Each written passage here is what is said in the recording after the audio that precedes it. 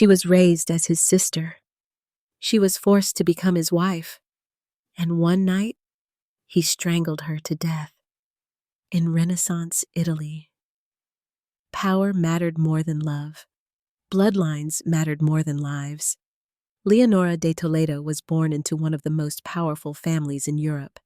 She grew up inside the Medici palace, surrounded by art, wealth, and political ambition. But behind the painted walls and golden halls was a secret no one dared to speak out loud. The boy who shared her childhood, the boy who slept under the same roof, would one day become her husband, and later, her killer. On July 11th, 1576, a letter was sent to Florence. It claimed Leonora had died in an accident. That was a lie. This is a story of incest disguised as tradition, of murder protected by power, of a young woman erased by the very family that raised her, and the truth was buried for centuries. Florence, March 1553. No one recorded the exact day she was born. In a world obsessed with lineage, bloodlines, and legacy, Leonora de Toledo entered history without a precise timestamp, only a name heavy enough to bend her fate before she could speak it. She was born into power so absolute that it would later protect her killers, excuse her suffering, and erase her truth. Her cradle stood between two empires. Her father, Garcia Alvarez de Toledo y Osorio, was no ordinary nobleman. He was a towering figure of the Spanish crown, a military commander, a governor, a man trusted by King Philip II of Spain to rule distant territories in Italy on his behalf. Garcia did not govern with kindness. He governed with discipline, iron order, and loyalty to power above all else. His life belonged to the empire, not to his children. Her mother, Vittoria d'Ascanio Colonna, came from one of the most ancient and influential Italian noble families, a lineage so deeply rooted in Rome that even popes traced their blood through it. Vittoria embodied the quiet authority of old aristocracy, measured, refined, and politically valuable. Leonora was born at the intersection of Spanish dominance and Italian prestige from the moment she took her first breath. Her life was already currency, but privilege did not mean protection. Her mother died while Leonora was still very young, so young that later, she would struggle to remember her voice clearly. The death left a void that no wealth could fill. In noble households, grief was rarely expressed openly. Children learned early that sorrow was an inconvenience, not an emotion to be explored. Her father, bound by duty and ambition, was almost never present. He was sent from region to region, Sicily, Naples, military campaigns, administrative posts, always somewhere else, always serving the crown. Leonora became, in practice, an orphan with a famous name in Renaissance Europe. Children like Leonora were not raised. They were placed. Florence was chosen for her. The city glittered with marble palaces and frescoed ceilings, a jewel of art and politics. It was ruled by the Medici family, bankers turned sovereigns, patrons of genius and masters of survival. They had fallen once, been exiled, nearly erased, only to claw their way back through strategy, alliances, and ruthless patience. By the time Leonora arrived, the Medici were no longer merely powerful. They were untouchable. She was taken into their household as what the Spanish called a menina, a noble child fostered into another great family to strengthen political bonds. On paper, it was an honor. In reality, it was the first quiet theft of her autonomy within the Medici palaces. Leonora learned how silence worked. She learned how to walk without drawing attention, how to listen without speaking, how to smile when expected. She learned that affection was conditional and protection came with expectations. The walls around her were adorned with works by Michelangelo, Leonardo da Vinci, and Botticelli. Yet beneath that beauty lay a strict hierarchy that governed every breath she took. To the outside world, she was fortunate. To the court, she was useful. She was often called the younger Leonora, a way to distinguish her from her aunt by marriage, Eleonora of Toledo, the wife of Cosimo de' Medici, Duke of Florence. That older Eleonora became her surrogate mother, a rare source of warmth in a palace built on calculation. Under her care, Leonora was fed, educated, and shielded as much as possible from the sharp edges of court life. But safety in Florence was always temporary. Children in powerful families were raised with one unspoken truth: your life does not belong to you. Leonora grew up surrounded by cousins who were princes and princesses. Boys trained to rule, girls trained to marry. She watched alliances form over dinner tables, futures negotiated in quiet rooms. She absorbed the rules without ever being taught them directly. And among those children was a boy she would come to know better than anyone else. A boy who shared her home, her meals, her childhood. A boy who would one day be called her husband. At the time, he was just Pietro de' Medici, the youngest son of Cosimo I. No one yet spoke of destiny or marriage. No one warned her of what growing up like family could become when power decided otherwise. Leonora was still a child, and the machinery of her tragedy had already begun to turn. Florence did not feel like a city to Leonora. It felt like a closed world, from the outside. The Medici court was admired across Europe, a center of art, refinement, and political brilliance. Foreign envoys wrote home about its beauty. Painters competed for commissions. Philosophers debated beneath painted ceilings. To the world, it was civilization at its peak. To a child growing up inside it, Florence was something else entirely. Leonora learned early that nothing inside the palace existed by accident. Every corridor had a purpose. Every gathering had a motive. Every smile concealed a calculation. Even affection was measured, given carefully, withdrawn without warning. She was watched, constantly, not in a cruel way, in a controlled way. Her education was meticulous. She learned Latin and Italian, scripture and etiquette, music and embroidery. She was taught how to lower her eyes when men spoke, how to speak softly but clearly, how to stand still for long periods without fidgeting. Her body was trained as carefully as her mind, shaped to fit the expectations of a noblewoman long before she understood what those expectations truly were. There were no lessons about choice. Leonora moved through rooms where history was being written, but she was never meant to hold the pen. She was meant to be the parchment, used, marked, and folded into alliances. The death of Eleonora of Toledo, the Duchess of Florence, shattered the last illusion of permanence Leonora had known. Malaria took her in 1562, sudden and unstoppable. Leonora was only 9 years old. With her surrogate mother gone, the palace grew colder. Cosimo de' Medici, the Grand Duke, did not abandon the girl. In his own way, he favored her. He admired her intelligence, her composure, her resemblance to the noblewoman he had loved. He ensured she remained within the inner circle of the court, close to his own children. But Cosimo was not a gentle man.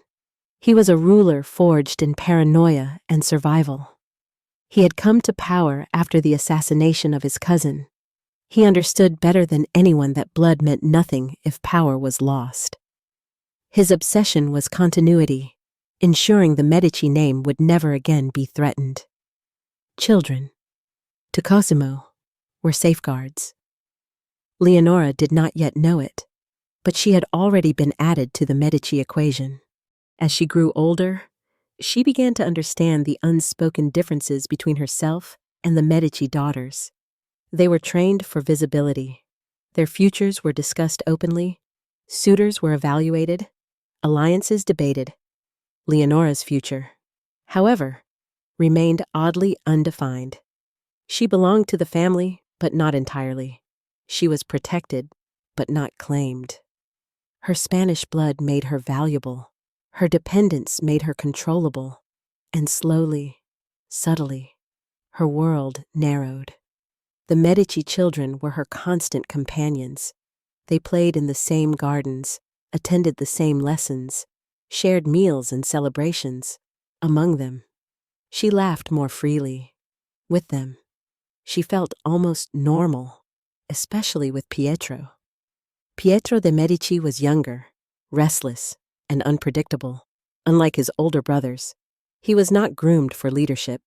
He was surplus, royal blood without a throne waiting. That made him dangerous in ways no one openly discussed. Even as a boy, Pietro carried a volatility that unsettled the servants. He could be charming one moment and cruel the next.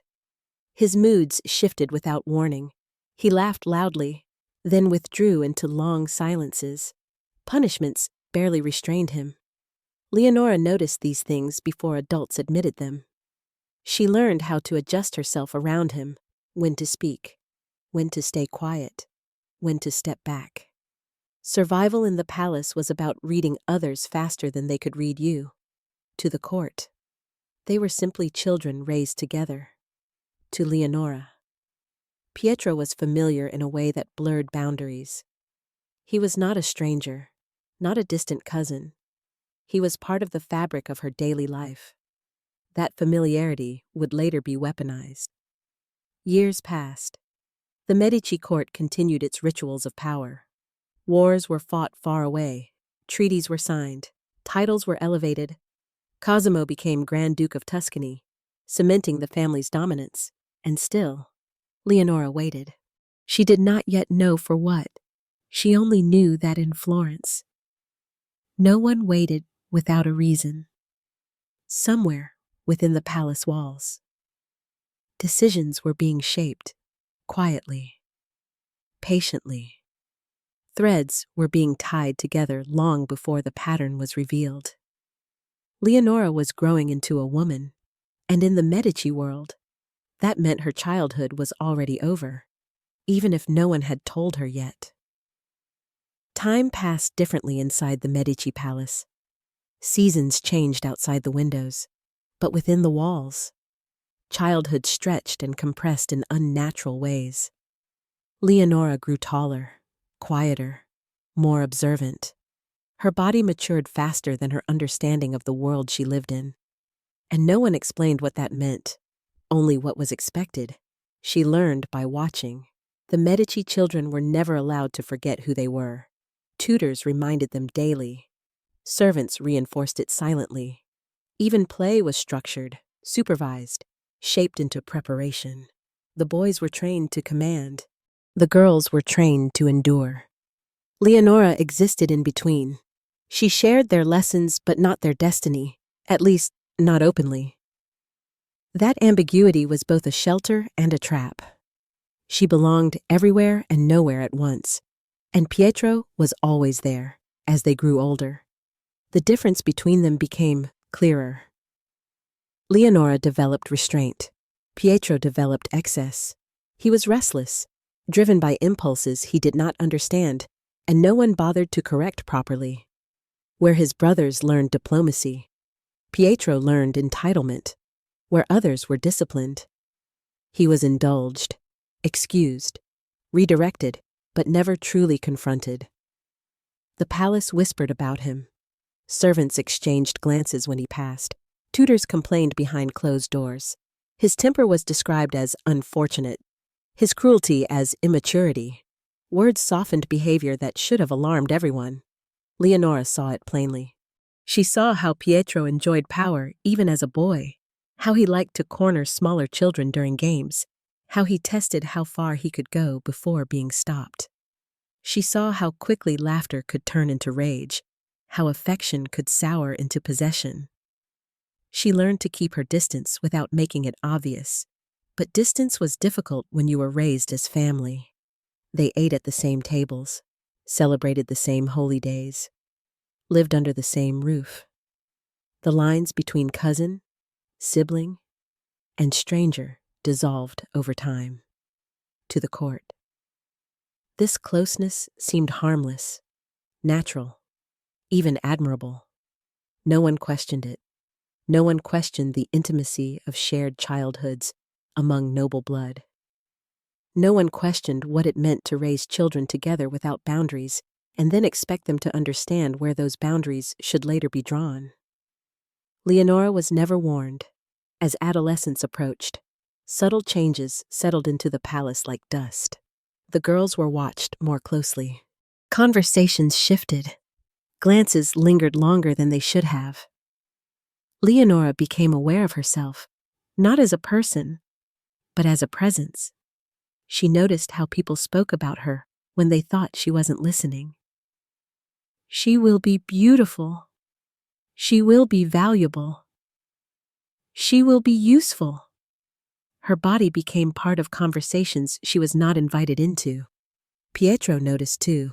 His attention toward her changed, not suddenly, but gradually, in ways that made her uneasy without giving her language to explain why. His familiarity became invasive, his teasing sharpened, his gaze lingered. Leonora felt something was wrong long before anyone told her it was. But in Florence, discomfort was not a reason to speak. She learned to endure looks, to tolerate closeness, to treat unease as a personal weakness rather than a warning. This was the education no tutor documented, the lesson every noble girl learned eventually. Your instincts are dangerous. Silence is safer. The Medici court continued to thrive. Artists came and went. Political marriages were negotiated. Children were matched to futures like pieces on a board. And slowly, without announcement, Leonora's place on that board shifted.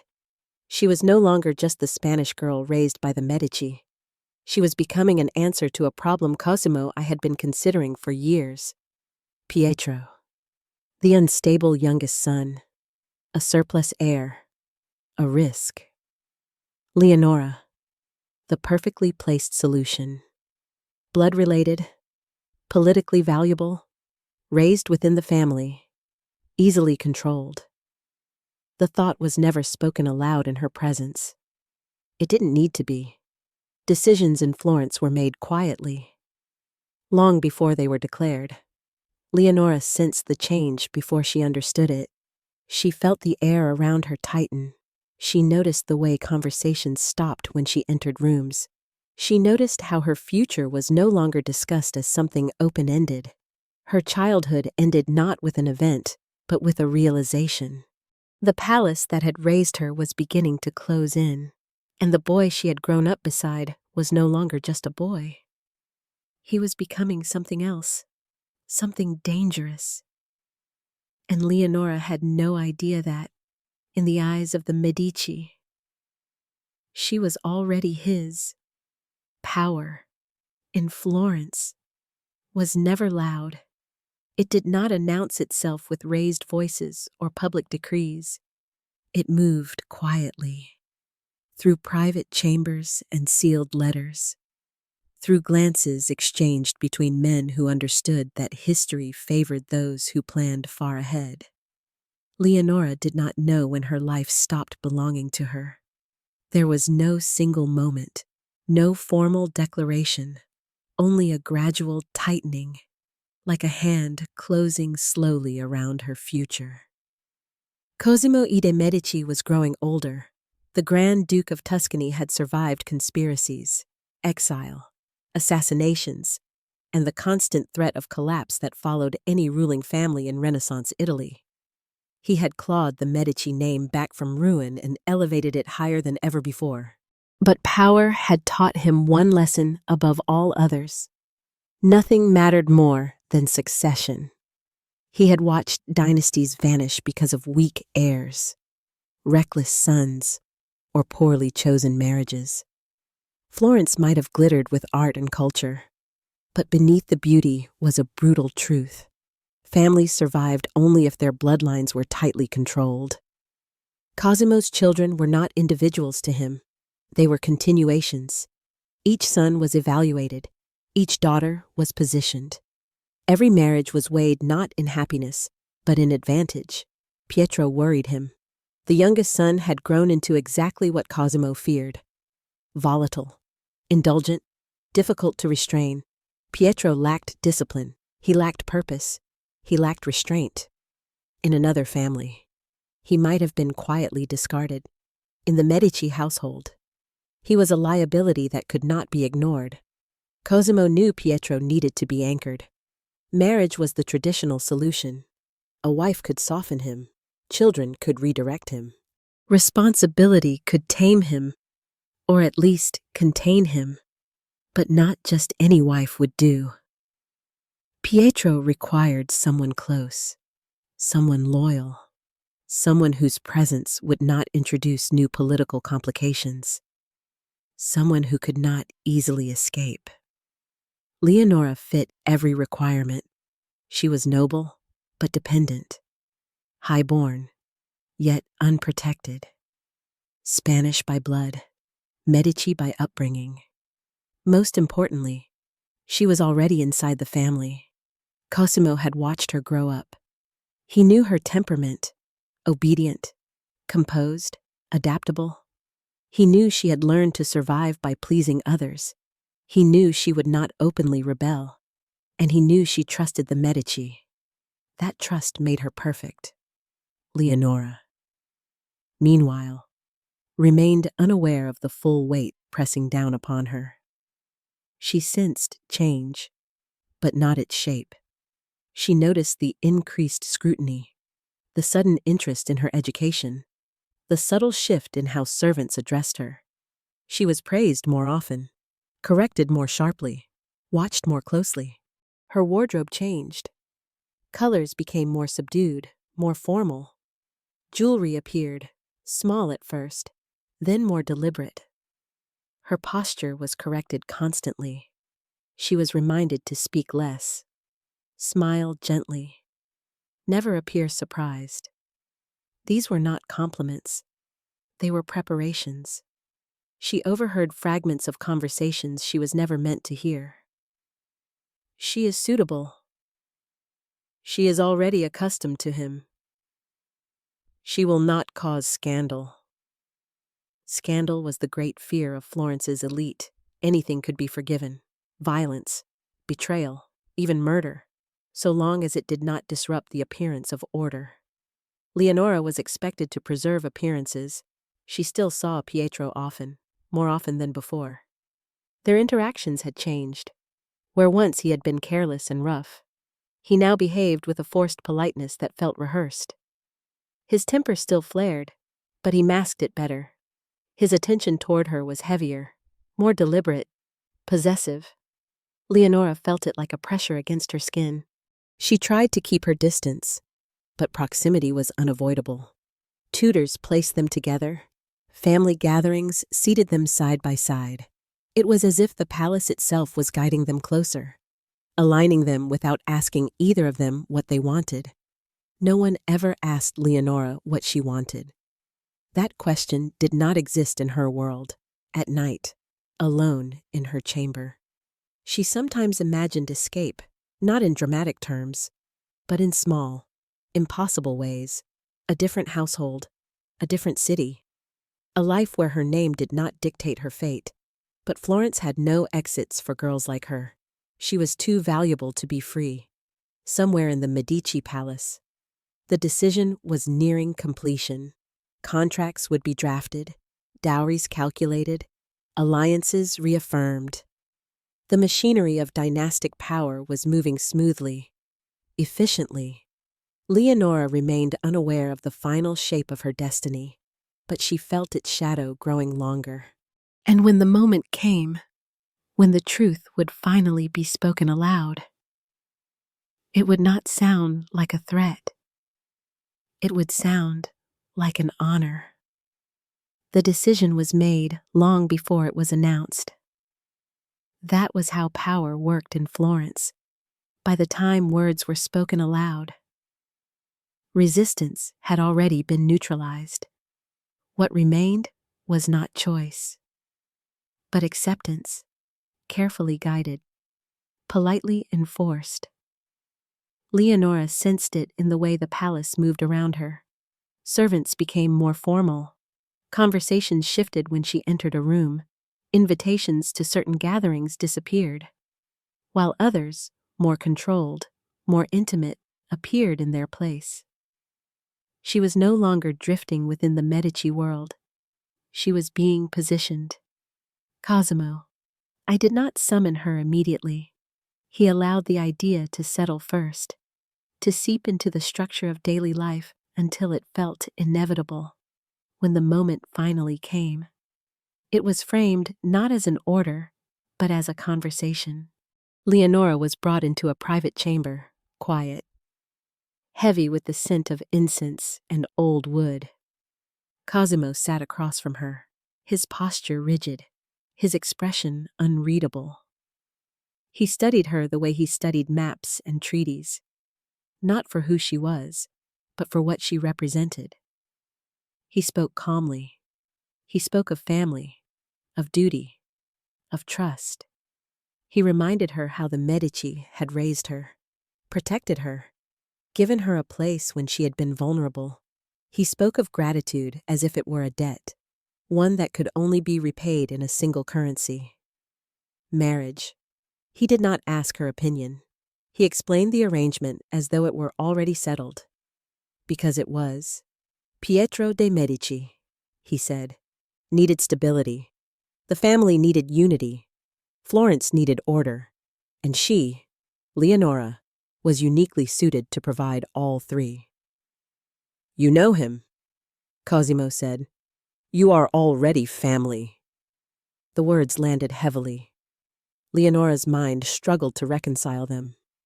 Pietro was her cousin, her childhood companion, someone she had grown up beside like a brother. The idea of marriage felt unreal, wrong in a way she could not articulate without sounding ungrateful, hysterical, or disobedient. She said nothing. Silence was interpreted as consent. Cosimo took her quiet acceptance as proof of her suitability. He spoke next of dowries, of estates, of how well provided for she would be. He spoke as though comfort could compensate for fear.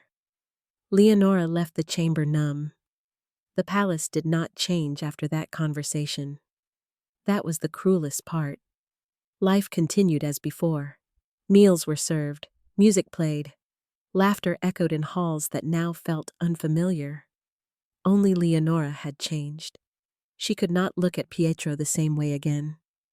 He was informed shortly after. Unlike Leonora, Pietro reacted visibly. His response was not joy, nor surprise, but irritation. Quickly masked behind performative obedience, he had never shown particular interest in marriage, especially not in responsibility. Yet he did not refuse. Refusal was not an option. The court began its preparations quietly. No public announcement was made at first. The Medici understood optics. They framed the betrothal as practical, even affectionate. First cousins married often among Europe's ruling families. The closeness of their upbringing was presented as a virtue, a foundation of trust. No one spoke of boundaries crossed before they had ever been defined. Leonora felt watched constantly now. Her movements were monitored, her interactions limited. Even her correspondence was subtly restricted. She was no longer a ward of the family. She was an asset about to be transferred. Pietro's behavior toward her shifted again. There was entitlement in his voice now. Familiarity sharpened into expectation. He spoke to her as if something had already been granted, as if her body and presence were part of an agreement she had signed without seeing the contract. Leonora learned to keep her eyes lowered. She learned to swallow fear before it reached her face. She learned that protest, even unspoken, would only make things worse. The betrothal was finally announced in 1568. Leonora was 15. Pietro was 14. The court celebrated politely. There were smiles, blessings, formal approval. No one questioned whether two children raised as siblings should be bound as husband and wife. Tradition absorbed discomfort. Power silenced doubt. From that moment on, Leonora ceased to exist as an individual. She became Pietro's future wife. Her body, her time, her fate, all were redirected toward a single purpose: securing the Medici line and containing a dangerous son. At night, alone in her chamber, Leonora began to understand something terrifying.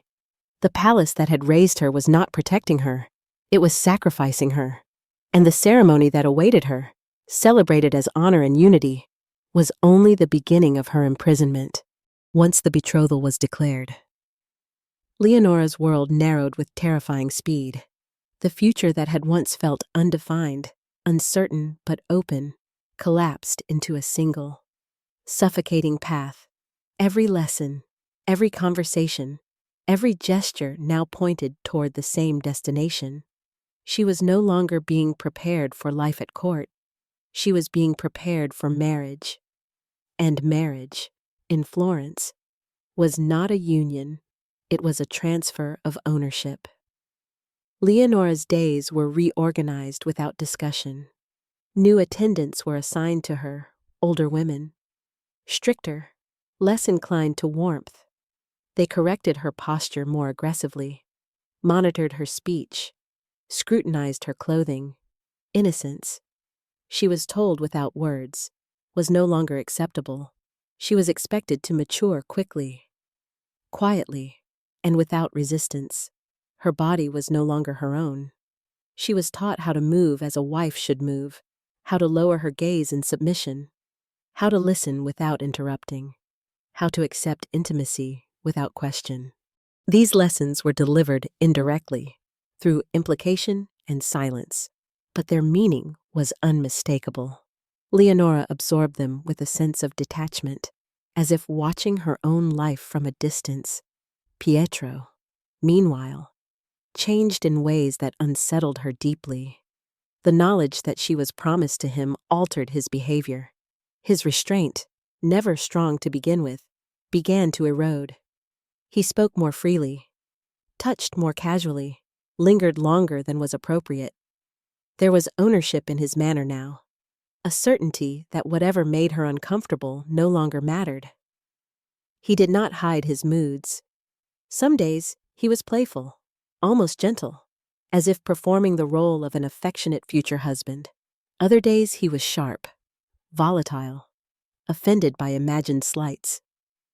Leonora learned to navigate these shifts carefully, measuring every word. She could feel the imbalance of power growing. She was warned, subtly, not to provoke him. Men of his temperament must be handled carefully, one attendant advised. Patience brings peace. Peace, Leonora realized, meant endurance. No one asked whether Pietro should be handled differently. No one suggested discipline or restraint. The burden of control was placed entirely on her shoulders, before she had even become his wife. The Medici court congratulated itself on the arrangement. Cosimo believed he had solved a problem.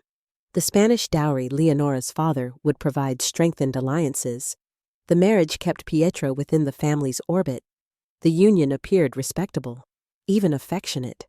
To outsiders, no one discussed what Leonora would lose. Her father, far away and consumed by military and political duties, offered no resistance. He provided a dowry of extraordinary size, 40,000 gold ducats, an amount that confirmed his approval without requiring his presence. To him, this was success. His daughter was marrying into the ruling family of Florence. Leonora did not write to him. She no longer knew what she would say. As the months passed, the palace prepared quietly for the future wedding. Estates were assigned, living arrangements planned, contracts finalized. The machinery moved forward with ruthless efficiency. Leonora existed inside that machinery like a fragile component, necessary, replaceable, silent.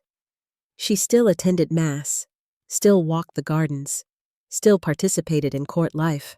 But something essential had been taken from her: her sense of safety. She avoided being alone with Pietro whenever possible, though circumstances increasingly made that difficult. When they were together, she felt the weight of expectation pressing down on her. He spoke of their future casually, as if it were already unfolding, as if she were merely accompanying him through a story he had been promised. Leonora listened and nodded. Inside, she was shrinking. She began to understand the truth that noble girls learned too late. Belonging to a powerful family did not protect you from harm. It only ensured that harm would be justified. At night, she lay awake, staring at the ceiling, listening to the distant sounds of Florence. The city beyond the palace walls continued to live. Lovers met in secret, merchants argued, children laughed in streets she would never walk freely. That life felt impossibly far away. She wondered, briefly, whether anyone would notice if she disappeared, whether the palace would pause, even for a moment, if she resisted. She already knew the answer. Eleonora de Toledo belonged to the Medici, and soon she would belong to Pietro. The marriage had not yet taken place, but her captivity had already begun. By the time the wedding date was set, resistance was no longer possible. The year was 1571, and Florence prepared itself with the efficiency of a state accustomed to spectacle. Weddings among the Medici were not private affairs. They were performances, carefully staged affirmations of stability, power, and divine favor. Every detail was meant to communicate continuity. For Leonora, the announcement arrived without drama. She was told the way one might be told of a change in weather, calmly, definitively, without expectation of response. The marriage would take place in April. Guests would arrive from across Italy and Spain. The dowry had been confirmed. Estates had been assigned to Pietro. Everything was in order. Everything except her. She was 18. Old enough, the court decided. Old enough to fulfill her role. Old enough to stop being seen as a girl and start being treated as a vessel. Of heirs. Of legitimacy. Of containment. Florence dressed itself for celebration. Churches were adorned. Streets cleaned. Courtiers rehearsed smiles and congratulations. Artists and chroniclers prepared to immortalize the event. To the outside world, it would appear as a union blessed by fortune and family affection. Inside the palace, Leonora moved like a ghost. Her days were consumed by preparations she had no control over. Dresses were fitted to her body with clinical precision. Jewels were chosen not for beauty, but for symbolism. Every element of her appearance was curated to communicate obedience and grace. She was instructed on how to behave during the ceremony, where to stand, when to kneel, when to speak. No one instructed her on how to survive it. Pietro appeared restless in the weeks leading up to the wedding. He drank more. His moods grew sharper. He oscillated between excitement and irritation, pride and resentment. He spoke of the marriage as something owed to him, something he had been denied for too long. Leonora listened without responding. There was an unspoken expectation that familiarity would make the transition easier, that growing up together would soften what was about to happen. No one acknowledged the truth, that intimacy without consent only deepens violation. The night before the wedding, Leonora did not sleep. She sat alone in her chamber, surrounded by the trappings of privilege that now felt grotesque. Silk gowns hung untouched. Candles flickered against stone walls that had watched generations of Medici women disappear into marriages just like hers. She thought of her mother, barely remembered, of her father, distant and silent, of the girl she had once been, unaware, unprepared, trusting. that girl was gone. The ceremony itself passed in a blur. Music echoed through the church.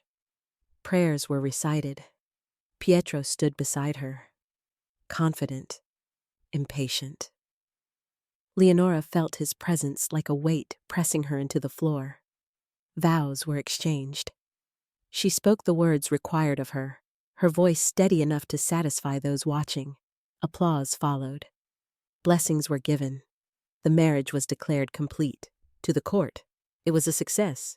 To Leonora, it was the moment her life sealed shut. That evening, celebrations continued late into the night. Wine flowed, laughter filled the halls. Florence congratulated itself on another seamless display of dynastic order. Leonora was escorted away. The door to the bridal chamber closed behind her with a finality that took her breath away. No audience remained, no ceremony, no witnesses, only Pietro. What happened inside that room was never officially recorded, but rumors spread quickly in Florence. Whispers of coercion, of resistance, of violence disguised as consummation. Those whispers were smothered before they could grow loud enough to matter. By morning, Leonora was a wife. The Medici had achieved their goal. Pietro had been anchored, at least in name. The family line appeared secure. Scandal had been avoided. No one asked Leonora how much it had cost her. And no one yet understood that the marriage meant to control Pietro had only placed her within reach of his worst instincts. The celebration ended.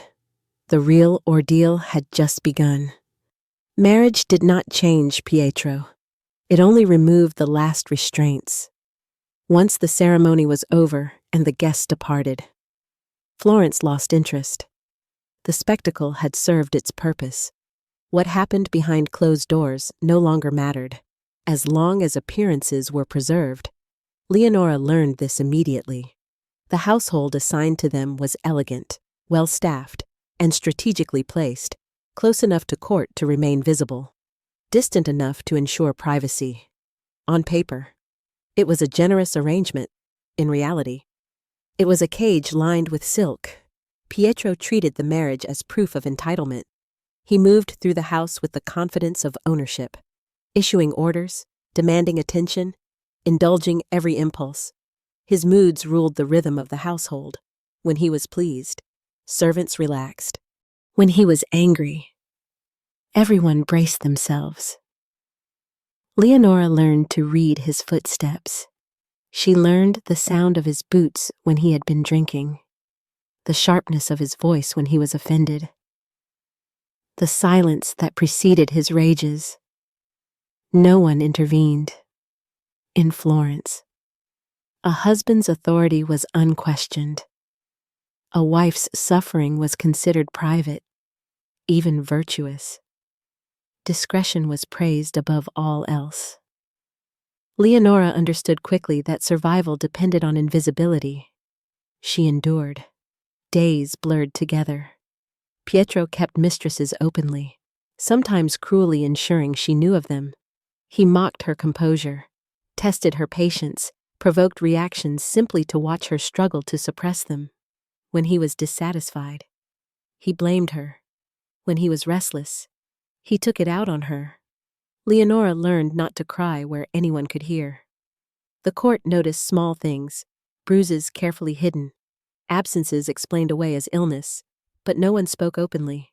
Cosimo was still alive then, and his presence provided a thin layer of restraint. Pietro was careful not to provoke his father's full wrath. Careful, but not kind. Leonora became pregnant within 2 years of the marriage. The announcement was greeted with relief.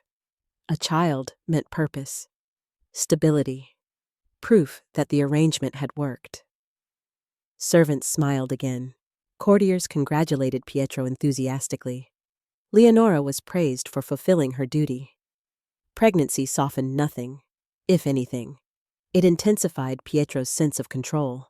Her body was no longer just his, it was his legacy. Her discomfort annoyed him. Her weakness irritated him. Still, she carried the child quietly, carefully, as she did everything else. In 1573, she gave birth to a son, Cosimo, named for his grandfather. For a brief moment, something shifted. Pietro was proud. Cosimo. I was pleased. The Medici line appeared reinforced. Leonora was allowed a fleeting sense of worth, measured entirely by what she had produced. But the moment passed. The household returned to its old patterns. Pietro's behavior deteriorated. His violence became less controlled. His jealousy more irrational. He accused Leonora of slights she had not committed, of thoughts she had not expressed. He suspected her silence. Cosimo I de' Medici died in 1574. With his death, the last meaningful restraint on Pietro disappeared. His elder brother, Francesco Borges, inherited the title of Grand Duke. Unlike their father, Francesco lacked the authority or the will to manage Pietro's instability. He preferred to avoid conflict, to maintain order by ignoring problems rather than confronting them. Pietro sensed the change immediately. He grew bolder. Leonora felt the atmosphere of the marriage darken. The house no longer felt merely hostile. It felt dangerous. Pietro's moods became unpredictable. His rages lasted longer. His cruelty grew more deliberate. She began to understand that survival was no longer guaranteed. Florence, meanwhile, continued to smile. Leonora appeared at court when required. She dressed impeccably. She spoke politely. She carried herself with the composure expected of a Medici wife. To the outside world, she was a success story, a Spanish noblewoman elevated into Florence's ruling family. Inside, she was unraveling. She found brief solace in motherhood. Cosimo's presence gave her moments of quiet joy. Moments where her existence felt anchored to something real and human. But even that comfort was fragile. Children in Florence were vulnerable. Illness was constant. Survival was never assured. Leonora began to realize a terrible truth. The marriage had not saved Pietro. The child had not softened him, and the family that had arranged her fate would not protect her. She was alone, and for the first time since her childhood. Leonora considered something dangerous. Escape. Not physically, Florence made that impossible, but emotionally. She withdrew inward, creating a space Pietro could not reach easily. She guarded her thoughts, her hopes, her remaining sense of self. But isolation breeds desperation, and desperation, in a palace built on silence, always attracts attention. Leonora did not yet know it, but her attempts to survive would soon be reframed as betrayal, and in the Medici world, betrayal was unforgivable. By the 3rd year of her marriage, Leonora understood the rules completely. There would be no rescue. There would be no justice. There would only be endurance or destruction. The Medici world rewarded silence. It punished visibility. And it erased women who made powerful men uncomfortable. Leonora learned how carefully she was being watched. Not openly, not crudely, but persistently. Servants lingered a second too long. Conversations paused when she entered rooms. Letters took longer to arrive. Or never did. Her movements were noted. Her absences questioned. Pietro's suspicions grew alongside his cruelty. He accused her of coldness, of ingratitude, of withholding affection. He demanded emotional obedience on top of physical submission, an impossible expectation that ensured she would always fail when she withdrew to protect herself. He interpreted it as defiance, and defiance, to Pietro, was an insult. Leonora adapted the only way she could. She became careful with her expressions. She learned how to appear attentive without being present, compliant without surrendering everything. She cultivated calm as armor, even as fear hollowed her out from the inside. But survival has a cost. Isolation deepened her loneliness. The court offered no genuine companionship. The Medici women, bound by their own compromises, avoided intimacy. Friendship could be mistaken for alliance. Sympathy could be read as criticism. Leonora was expected to endure quietly, and she did, until endurance began to fracture. It was then that Bernardino Antinori entered her life. He was a court knight, a poet, a man respected for both intellect and military service. He spoke gently, listened carefully, and, most dangerously, treated Leonora as a human being rather than a possession. Their connection did not begin as a scandal. It began as conversation, a shared understanding, a moment of recognition, in a world where Leonora's voice had been systematically erased. Bernardino heard it. He did not demand, he did not accuse, he did not threaten. For Leonora, that attention felt like oxygen. She was careful, painfully careful. She knew the risks. She understood what discovery would mean. But the alternative was emotional extinction, and she was already disappearing. What developed between them was quiet, restrained, and fragile, and therefore unforgivable. Florence thrived on rumor. Whispers moved faster than truth. Pietro heard them, not clearly, not confirmed, but enough to ignite his imagination. His jealousy became obsessive. He watched Leonora more closely. He questioned servants aggressively. He alternated between forced tenderness and sudden fury. Leonora felt the walls closing in. She ended the connection as soon as she sensed danger. But it was too late. Suspicion, once planted, did not require proof. Pietro did not need certainty, only justification. The court noticed the tension. Francesco Puisi, now firmly established as Grand Duke, faced his own problems. His reign was fragile. Scandal threatened stability. Adultery within the ruling family, especially by women, could not be tolerated publicly. Something had to be done, and as always, it would not be the men who paid the price. Bernardino Antinori was killed first, 6 days before Leonora's death. His murder was quiet, efficient, framed as necessary, a problem removed before it could become visible. Florence absorbed the news without protest. Heroes of wars were expendable when politics demanded it. Leonora did not yet know he was dead, but she felt the shift immediately, the sudden change in atmosphere, the new sharpness in Pietro's gaze, the unnatural calm that settled over him like resolve. Fear settled into her bones. She tried to be invisible again, tried to retreat into obedience, tried to undo what had already been noticed. It did not matter. In the Medici world, suspicion was enough, and punishment was never proportionate. Leonora sensed that her time was running out. Though she could not yet see how it would end, she held her son closer. She prayed more fervently. She avoided conflict with desperate precision, but Pietro was no longer interested in control. He wanted erasure, and somewhere within the machinery of power that governed Florence. That desire was being quietly accommodated. Eleonora de Toledo had survived childhood. She had survived marriage. She had survived silence. What she could not survive was becoming inconvenient. And the palace that had raised her was already preparing to close the final door. Distance did not bring safety.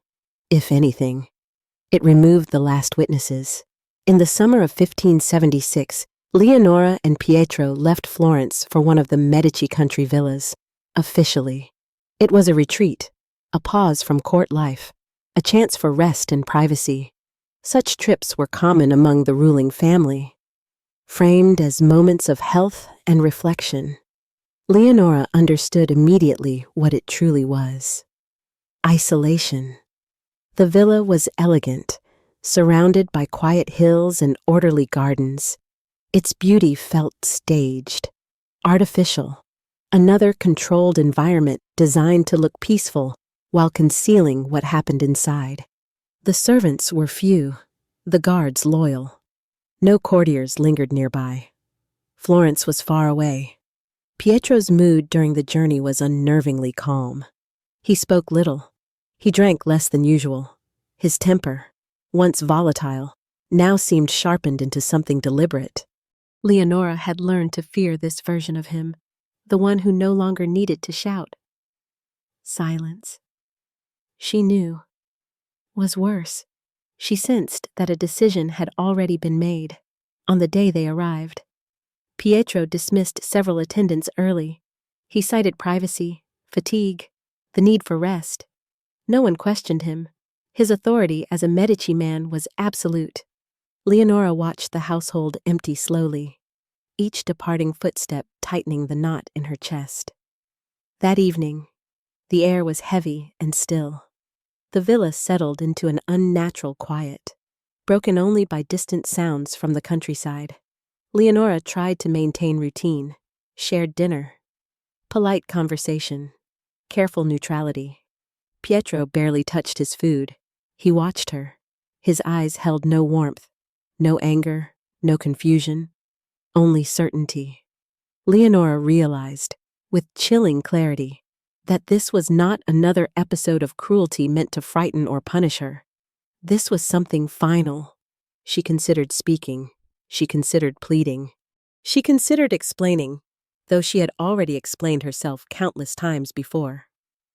Always to deaf ears. None of it would matter.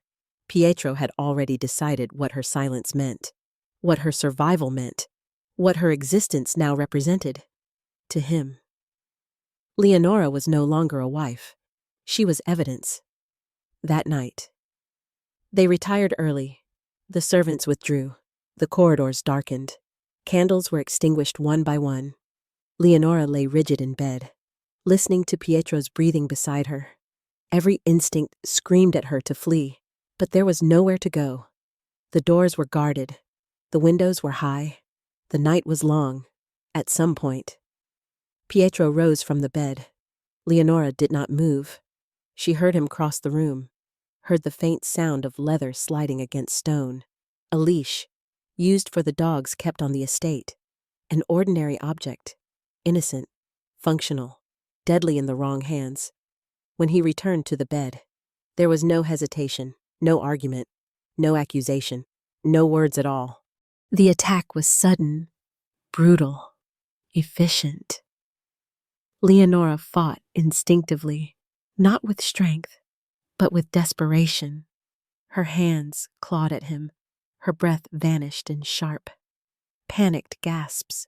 The world narrowed to pressure, darkness, soundless terror. She could not scream. That, perhaps, was the cruelest part. In Florence, her silence had been expected. In death, it was enforced. Moments stretched into eternity and then collapsed into nothing. Her body weakened. Her vision blurred. The struggle faded. And then, stillness. Pietro released her. Eleonora de Toledo was dead. She was 23 years old. The room returned to silence, as if nothing had happened. Outside, the countryside remained peaceful. No alarms were raised. No one came running. The murder of a Medici woman required no witnesses. Later, when servants were summoned, the story was already prepared. An accident, a sudden illness, a tragedy too unexpected to prevent. Leonora was found in bed, unresponsive. Pietro played his role calmly. He showed distress, but not shock. Grief, but not panic. He acted as a man who had rehearsed every moment. By dawn, letters were being written. Florence would be informed. The truth, however, would not travel with them. Leonora's body would return to the city wrapped in dignity, her death sanitized by protocol. The woman she had been, the fear she had lived with, the violence she had endured, would be erased. What remained was a narrative, and the Medici would ensure it was the only one allowed to survive. The morning after Leonora's death arrived quietly. No bells rang, no guards shouted, no servants screamed. The Medici villa woke as it always did, orderly, obedient, unaware that a line had been crossed from which there could be no return. Leonora's body lay where Pietro had left it, arranged with care. Her face was calm, almost peaceful, as if sleep had claimed her rather than violence. There were no visible wounds, no blood, nothing that demanded questions from those trained not to ask them. This, too, was deliberate. Pietro dressed himself slowly. He washed his hands. He drank water. By the time servants were summoned, his expression was already fixed into something practiced. Concern without panic, sorrow without depth. "She is not breathing," he said. The words carried no urgency. Servants rushed in, performing the rituals expected of them, touching her wrist, calling her name, feigning attempts at revival. None of it mattered. Leonora had been dead for hours. Pietro watched in silence. By midday, the narrative had taken shape. Leonora had suffered an accident in the night, a sudden illness, a tragic, unforeseeable event. These explanations were familiar in noble households. They required no proof and invited no investigation. What mattered was speed. Pietro withdrew to write. The letter he composed was brief, controlled, and devastating in its simplicity. Addressed to his elder brother, Grand Duke Francesco de' Medici. It read, "Last night, at the 6th hour, an accident occurred to my wife, and she died. Be at peace, and tell me what I should do, and whether I should return." No grief, no detail, no questions, only instruction. The letter traveled faster than truth ever could. When it reached Florence, Francesco read it carefully. He understood immediately what it meant. Accidents did not occur without explanation. Young, healthy women did not die in their sleep without cause, but Francesco did nothing. He wrote to their brother Ferdinando instead, repeating the official version. Leonora had been found suffocated in bed. Attempts to revive her had failed. A terrible tragedy. The language was precise, defensive, carefully empty. Rumors, however, moved faster than correspondence. Florence was a city trained to read between lines. Whispers began almost immediately. A heart attack. Some said an unlikely fate for a woman of 23. Others spoke more boldly, hinting at violence, at Pietro's temper, at the pattern everyone had noticed but never confronted. Everyone knew. No one challenged it. The Medici machine closed ranks. There would be no inquiry, no autopsy, no public mourning that invited scrutiny. Leonora's body was transported back to Florence swiftly, dressed in dignity, surrounded by protocol meant to signal respect. She was buried in San Lorenzo, the Medici family church. The rites were performed properly. Prayers were said, candles burned. The city bowed its head, but beneath the ceremony lay an unspoken truth. Leonora had been killed, and the man who had done it would not be punished. Francesco's silence was not ignorance, it was calculation. The murder of Eleonora de Toledo was inconvenient, but not catastrophic. Exposing Pietro would damage the Medici name. It would invite scrutiny from Spain. It would fracture the illusion of order Francesco was desperate to maintain. Justice, in this case, was optional. Control was not. behind closed doors. Francesco was furious, not because his sister-in-law had been murdered, but because Pietro had acted without permission. Violence was meant to be managed, discreet, strategic. This had been reckless. Still, Pietro would not be held accountable. Instead, the story would be adjusted. Leonora's death would be framed as unfortunate, mysterious, unavoidable. Any rumors of murder would be dismissed as malicious gossip. The truth would be buried alongside her body. But death, once introduced, rarely comes alone. Within days, another body fell. Bernardino Antinori, the man Leonora had once trusted, the man whose kindness had been mistaken for treason, was already dead. His murder, carried out quietly, was retroactively justified. Proof. The Medici implied that Leonora's behavior had been unbecoming. 6 days after Leonora's burial. Isabella de' Medici, another woman trapped in a loveless, controlled marriage, was also killed. The pattern was unmistakable. This was not random cruelty. It was a purge. Under Francesco's rule, the Medici were reasserting control over female behavior, over scandal, over any hint of defiance that threatened male authority. Adultery by men was tolerated, even expected. Adultery by women, real or suspected, was a crime punishable by death. Florence absorbed the bloodshed quietly. Publicly, the city accepted the official explanations. Privately, fear spread. Noblewomen took note. Silence became heavier, obedience more rigid. Leonora's father, far away in Naples, received the news too late to act. He suspected the truth. Everyone did. But suspicion meant nothing without power. And even he could not challenge the Medici openly. Within a year, he would be dead as well. Leonora's son, Cosimo, survived her only briefly, dying just weeks after her burial. With his death, the last living trace of her existence vanished from the Medici line. Pietro lived on, unpunished, unrepentant, exiled quietly when his presence became inconvenient, but never condemned. He would spend the rest of his life draining family resources, drifting between courts, a living reminder of a crime no one dared name. Eleonora de Toledo was gone. Her story was sealed beneath marble, ritual, and lies.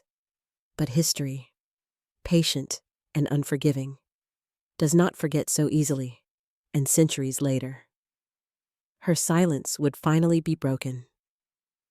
Florence returned to normal with unsettling speed. Markets reopened. Artists resumed their commissions. Court life continued its rituals of elegance and control. To an outsider, nothing had changed. The Medici machine functioned as it always had, smooth, polished, unbothered by the disappearance of a young woman from its center. But beneath the surface, the city knew. Florence had always known how to live with violence.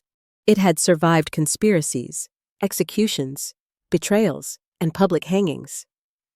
What unsettled people was not death itself, but the way Leonora's death had been handled, quietly, efficiently, without consequence.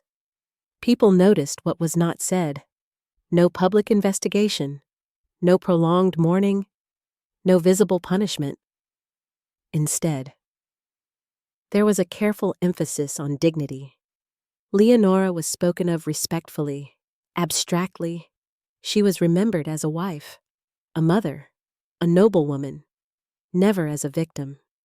The circumstances of her death were discussed only in whispers, always followed by silence.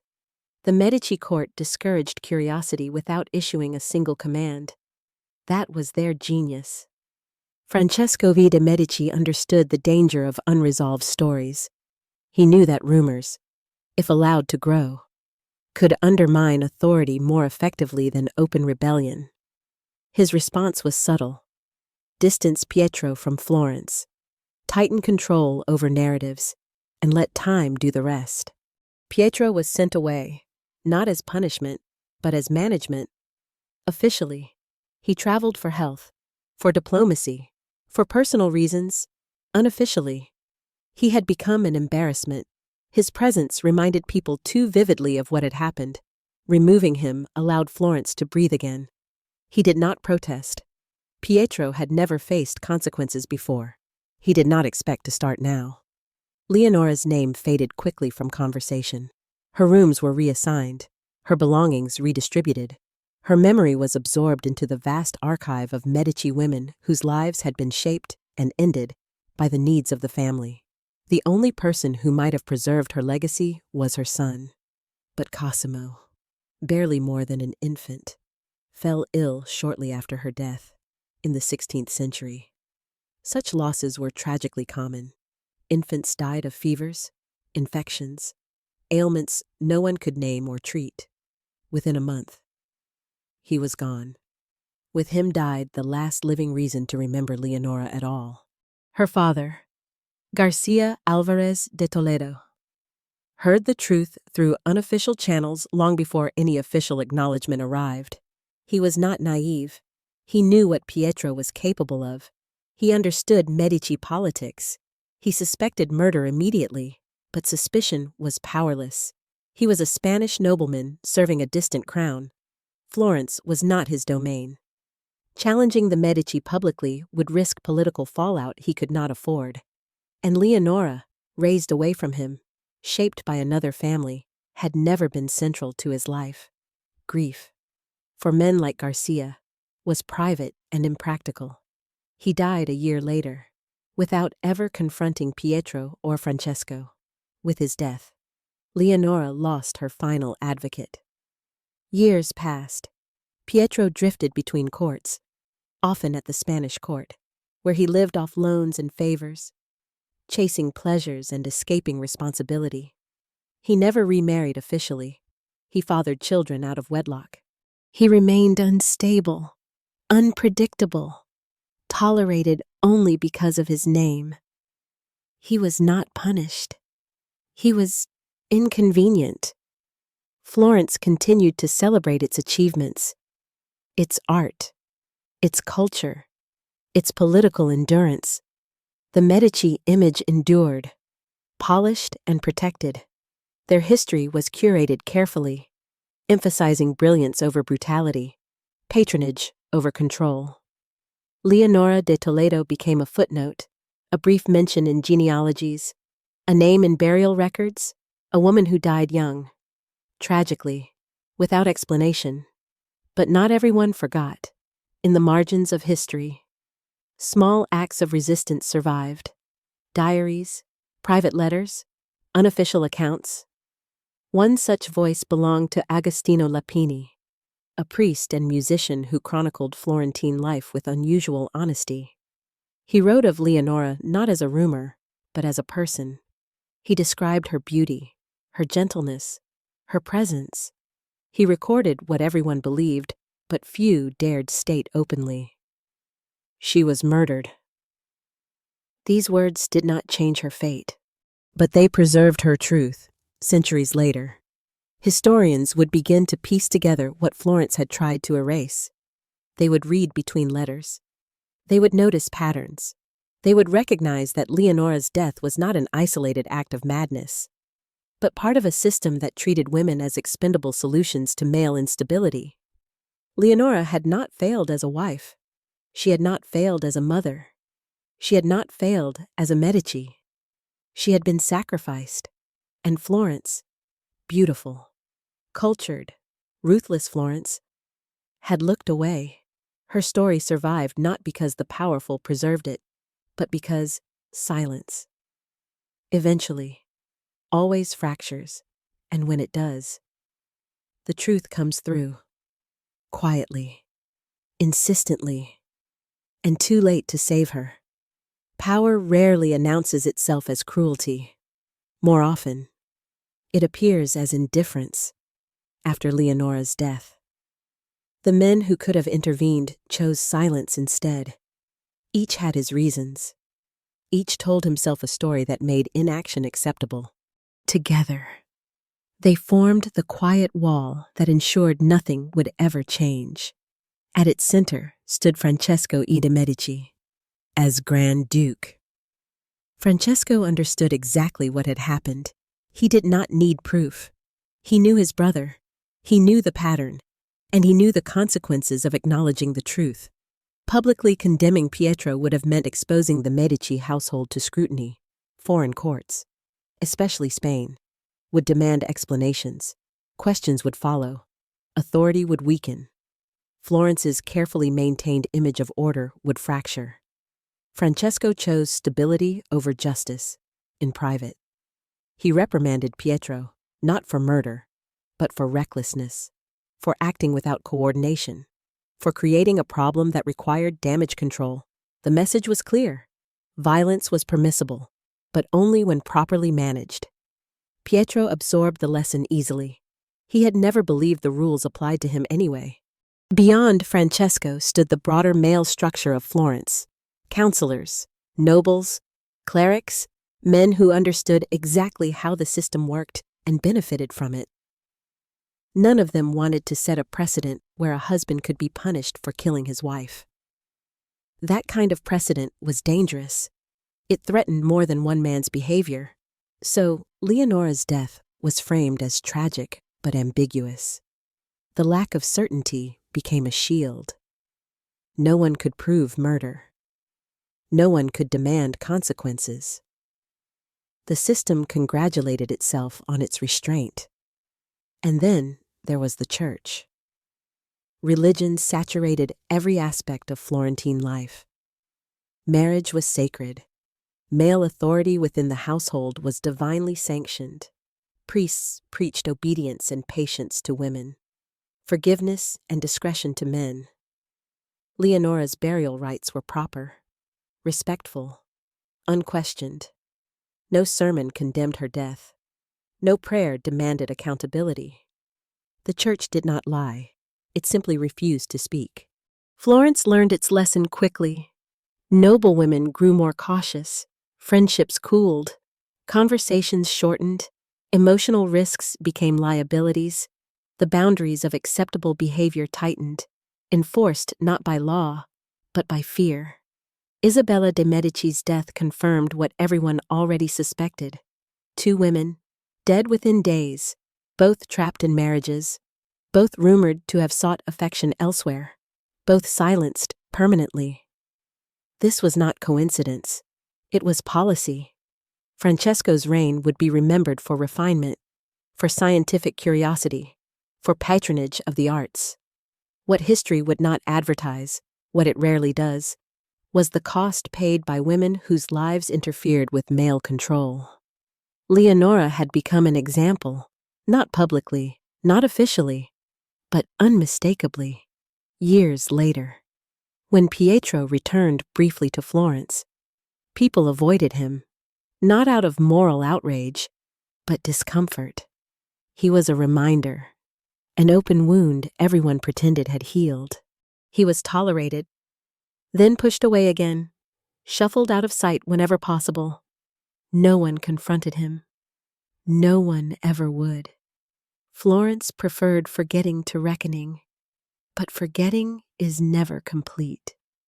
Leonora's name lingered faintly, in burial records, in marginal notes, in private recollections passed quietly from one generation of women to the next. Mothers warned daughters without explaining why. Wives learned obedience without being told its origin. Fear became tradition, centuries later. Historians would look back and ask why no one intervened, why no man with authority chose to stop what was clearly wrong, why violence was normalized when it came wrapped in legitimacy. The answer was simple and uncomfortable. Because Leonora's death upheld the system. She was not killed because she was weak. She was killed because she was inconvenient. And the men who walked away understood exactly what they were preserving. The Medici legacy endured, polished, celebrated, admired. Eleonora de Toledo did not. But the silence surrounding her death speaks louder than any official record ever could. It tells us who was protected, who was sacrificed, and why history, for so long, chose not to listen. Time did what the Medici expected it to do. It buried outrage. Years turned into decades, decades into centuries. Florence transformed. New rulers, new ideas, new histories layered over the old. The Medici name endured as a symbol of genius and power. Its darker truths softened by distance and admiration. Eleonora de Toledo slipped quietly into obscurity. She did not become a legend. She did not become a martyr. She became a footnote. This, too, was intentional. The Medici were masters of narrative. They understood that history is not only written by the victors, it is curated by them. Official records emphasize triumphs, artistic patronage, political consolidation, cultural brilliance. Personal tragedies were reduced to dates and euphemisms. Leonora's death was recorded without explanation. Her marriage without context. Her suffering without acknowledgement. But silence is never absolute. In private writings, the truth persisted. Agostino Lapini, a Florentine priest and musician, kept a diary not meant for power or publication. He wrote what he observed, what people whispered, what everyone knew but dared not say aloud, about Leonora. He wrote with clarity and sorrow, describing her youth, her beauty, her kindness, and stating plainly that she had been murdered, not lost, not taken by illness, murdered. His words carried no authority at the time. They did not change outcomes. They did not restore justice, but they endured, quietly waiting. Other fragments survived as well. Letters that hinted rather than declared. Records that raised questions without answering them. Patterns that only became visible when historians stopped accepting official explanations at face value. Slowly, Leonora's story began to reemerge. Not as gossip, not as scandal, but as evidence. Modern historians examining the lives of Medici women noticed something unsettling. How often female deaths coincided with accusations of impropriety. How frequently male violence was rebranded as misfortune. How consistently power insulated itself from consequence. Leonora's case stood out not because it was unique, but because it was so clearly documented, so obviously concealed. She had been young, healthy, surrounded by people who feared her husband, and she had died alone, far from witnesses. The explanation had never made sense. What had once been whispered became increasingly undeniable. Scholars connected Leonora's death to the killings of Bernardino Antinori and Isabella de' Medici. They recognized a coordinated effort to suppress scandal during Francesco V's reign, a violent recalibration of control masked as moral correction. Leonora's story shifted from rumor to case study, but recognition came too late to matter to her. She remained buried beneath marble in San Lorenzo, one among many Medici dead. Her individuality absorbed into the family legacy she had never chosen. There was no monument marking her suffering, no plaque acknowledging injustice. What survived was not honor, but warning.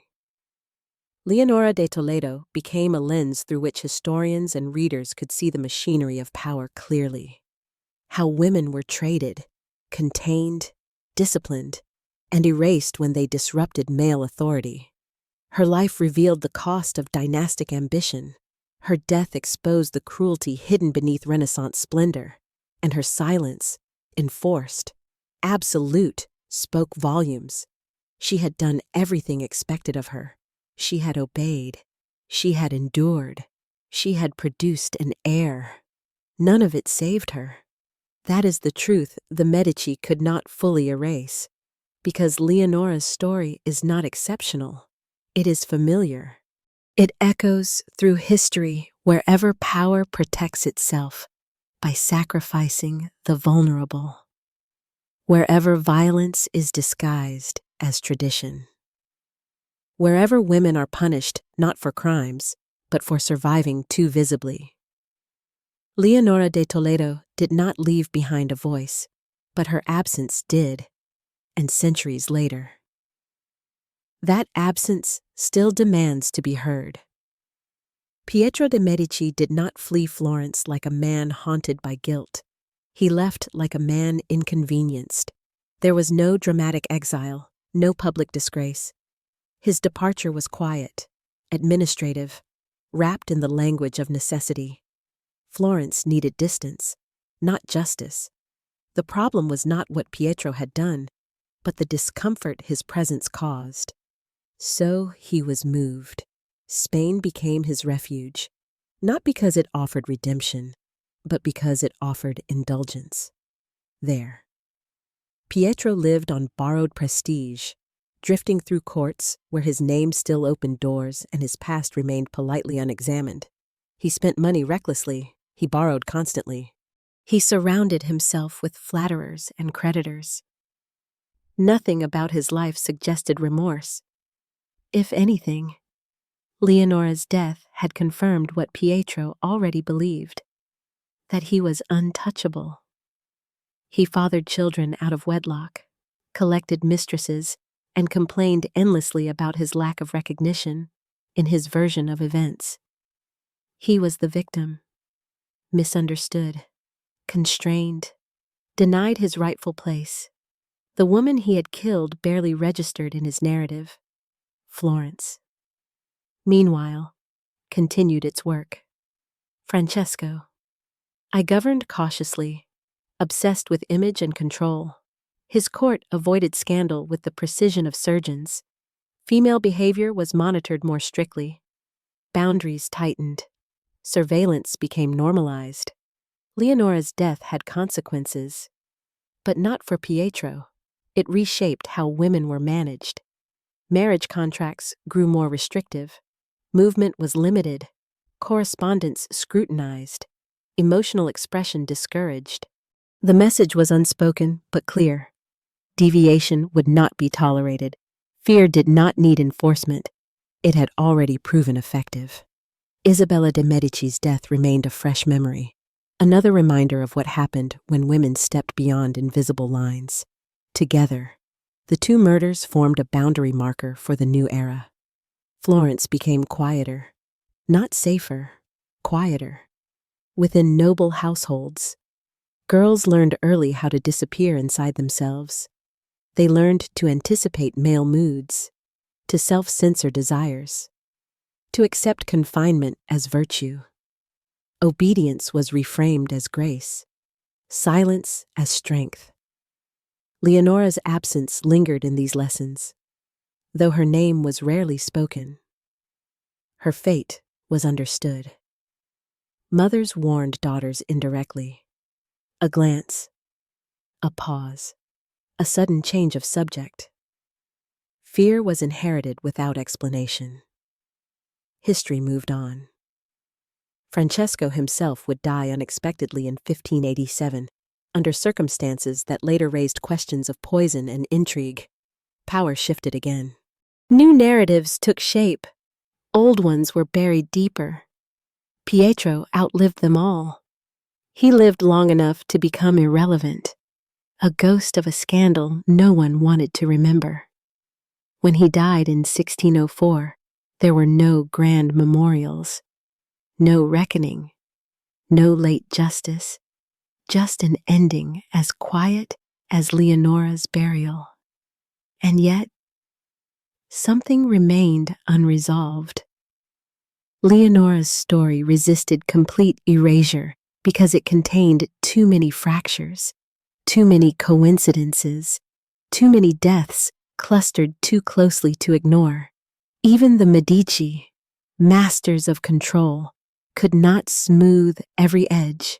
In the centuries that followed, scholars began to revisit the past with new questions. Why had Leonora died so young? Why had no investigation followed? Why had multiple deaths occurred in such close succession? When historians stopped treating noble families as mythic heroes and began examining them as systems of power, Leonora reappeared, not as a footnote, but as evidence. Her life became a case study in dynastic violence. Her marriage, an example of how incestuous proximity and political calculation blurred moral boundaries. Her death, a demonstration of how easily murder could be sanitized when committed by the right man. Leonora had not been unlucky. She had been trapped in a structure designed to consume women like her. That realization reframed everything. The Renaissance, so often celebrated as a rebirth of art and humanism, was also an age of ruthless control. Beauty and brutality coexisted comfortably. Patronage thrived alongside erasure. Genius flourished in halls where suffering was routine. Eleonora de Toledo lived at the center of that contradiction. She was raised among masterpieces. She died in silence. Her afterlife was not spiritual, but historical. Every time her story resurfaced, it disrupted the polished image of Florence. It forced a reckoning, not just with one murder, but with the system that made it possible. And in that sense, Leonora survived, not as a Medici wife, not as a tragic anecdote, but as a reminder that power leaves traces, and that even the most carefully buried truths eventually find a way back to the surface. For centuries, Leonora de Toledo existed only as a shadow. She appeared briefly in family trees, in burial records, in passing references that offered no explanation, only an ending, to traditional historians. She was unremarkable, a noblewoman who married young, died young, and left no surviving heirs. That version of her life was convenient. It required no discomfort. It asked no moral questions. It preserved the grandeur of the Medici story intact. But history does not remain obedient forever. In the late 20th century, scholars began to shift their focus. They stopped asking how powerful families succeeded and started asking who paid the price for that success. Women, long absent from serious historical inquiry except as wives and mothers, were re-examined as individuals shaped and destroyed by systems of power. Leonora's case resurfaced because it refused to make sense. Healthy young women did not simply die in their sleep. Husbands with histories of violence were not neutral figures. Clusters of deaths did not happen by accident. Researchers returned to the letters. Pietro's note to Francesco stood out immediately. Its brevity, its detachment, its lack of shock. It read less like a man in grief and more like a man requesting instructions after completing a task. Francesco's response raised further questions. Why had he accepted the explanation so readily? Why had there been no inquiry, no delay, no attempt to clarify circumstances? Then came the diaries. Agostino Lapini's words carried renewed weight. He had not written as a gossip, but as a chronicler of everyday Florence. His claim that everyone said she was murdered revealed something essential. Leonora's death had never been a secret. It had simply been managed. Historians compared her case to others. Isabella de Medici, other noblewomen who died suddenly. Patterns of containment, accusation, erasure. What emerged was not a mystery, but a structure. The Medici family, like many ruling dynasties, operated on an unspoken hierarchy of value. Male reputation was paramount.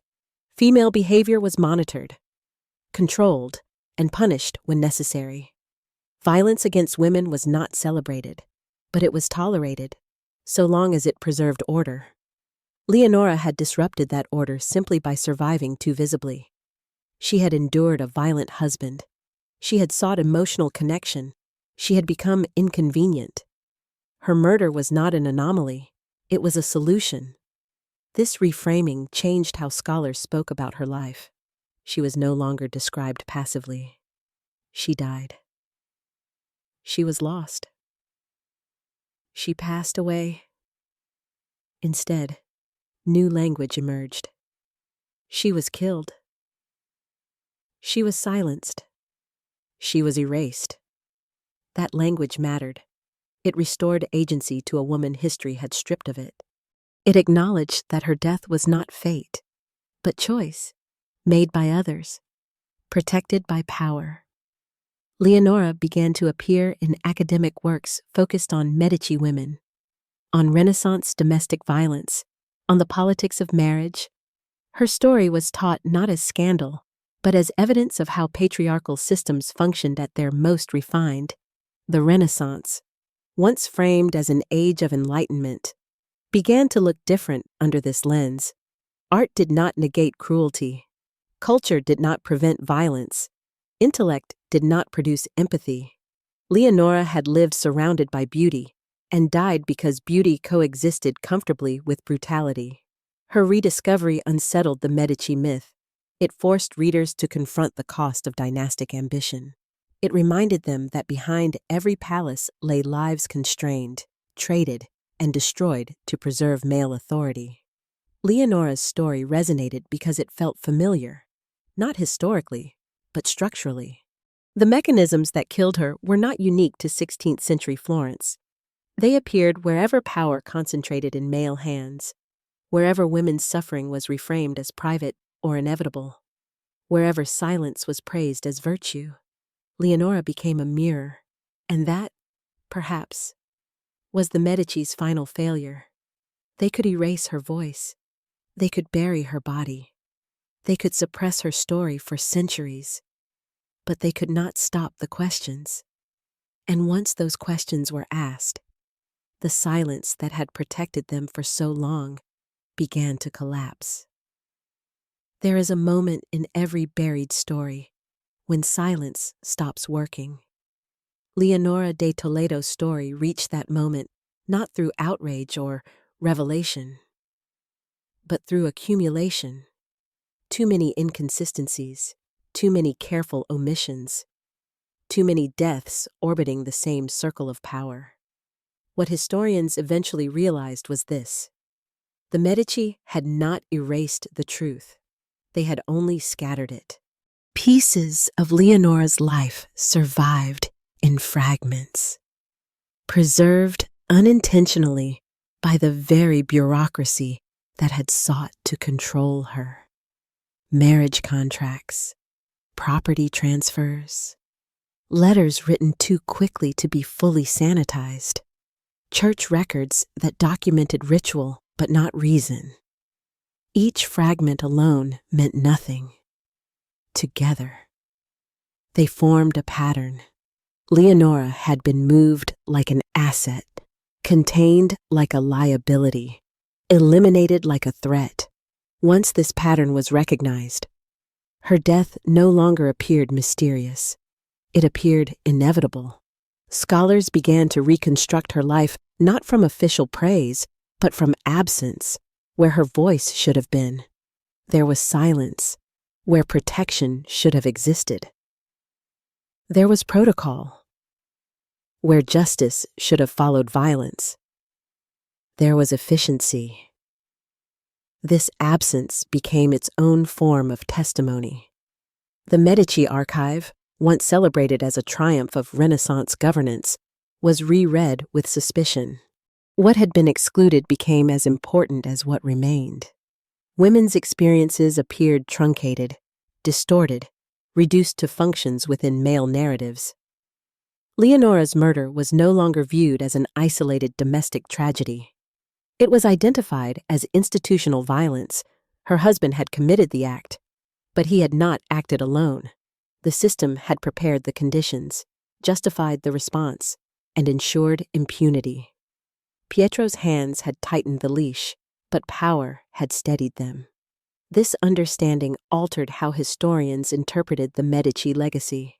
The family's brilliance remained undeniable. Their patronage shaped Western art forever. Their political skills stabilized Florence in a volatile age. But admiration no longer came without cost. Leonora's story demanded accountability, not legal, not retroactive, but intellectual. It asked uncomfortable questions. How many women disappeared quietly to preserve dynastic order? How often was violence reframed as morality? How many accidents were acts of discipline? Leonora became emblematic not because her story was rare, but because it was documented just enough to be undeniable. She had not been reckless. She had not been defiant. She had not been immoral. She had simply tried to survive. That, in the Medici world, was dangerous. Modern readers responded strongly to her story not because it belonged to the past, but because it mirrored the present. The mechanisms that destroyed Leonora still existed in different forms. Reputation over truth, power over protection, silence over justice. Her life resonated across centuries because the structure that killed her had never fully disappeared. Eleonora de Toledo was not remembered for what she did. She was remembered for what was done to her. And that shift, from passive victim to contextualized casualty, was revolutionary in historical terms. It restored dignity to a woman long denied it. It forced history to confront the moral cost of its heroes. She was no longer simply the wife of Pietro de' Medici.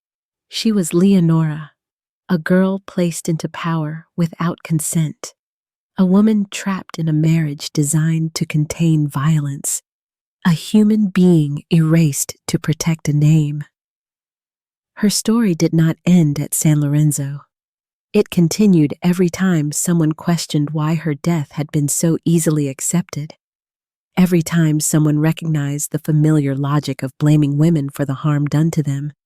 Every time someone understood that silence is not neutrality. It is collaboration.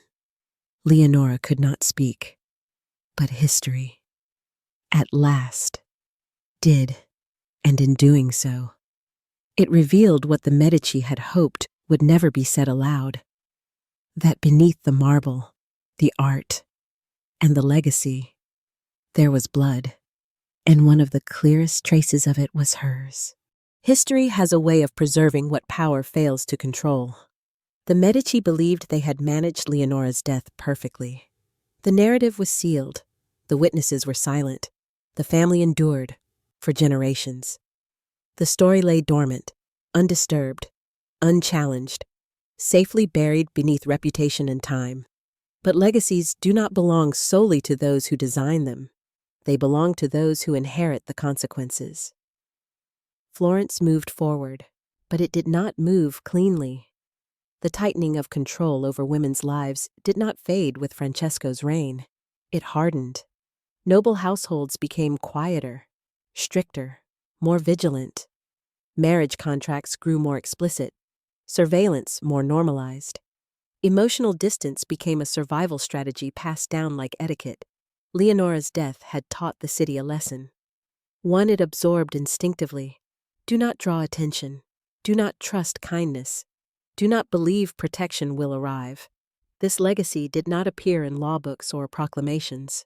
It lived in behavior, in lowered eyes, in shortened conversations, in the careful shaping of daughters into women who understood danger without needing it explained. Mothers did not speak Leonora's name. They did not need to.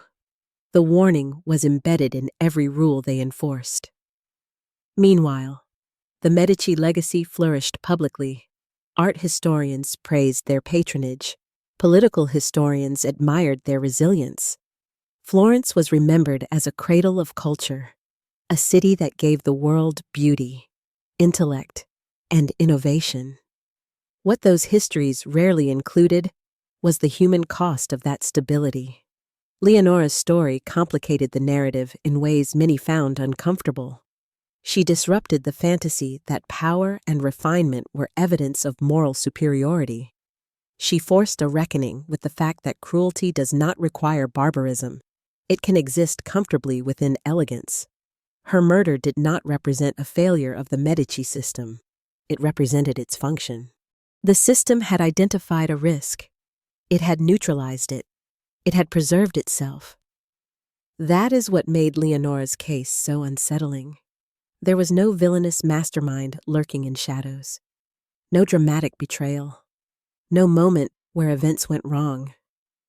Everything went exactly as designed. Leonora's childhood placement, her marriage, her isolation, her death.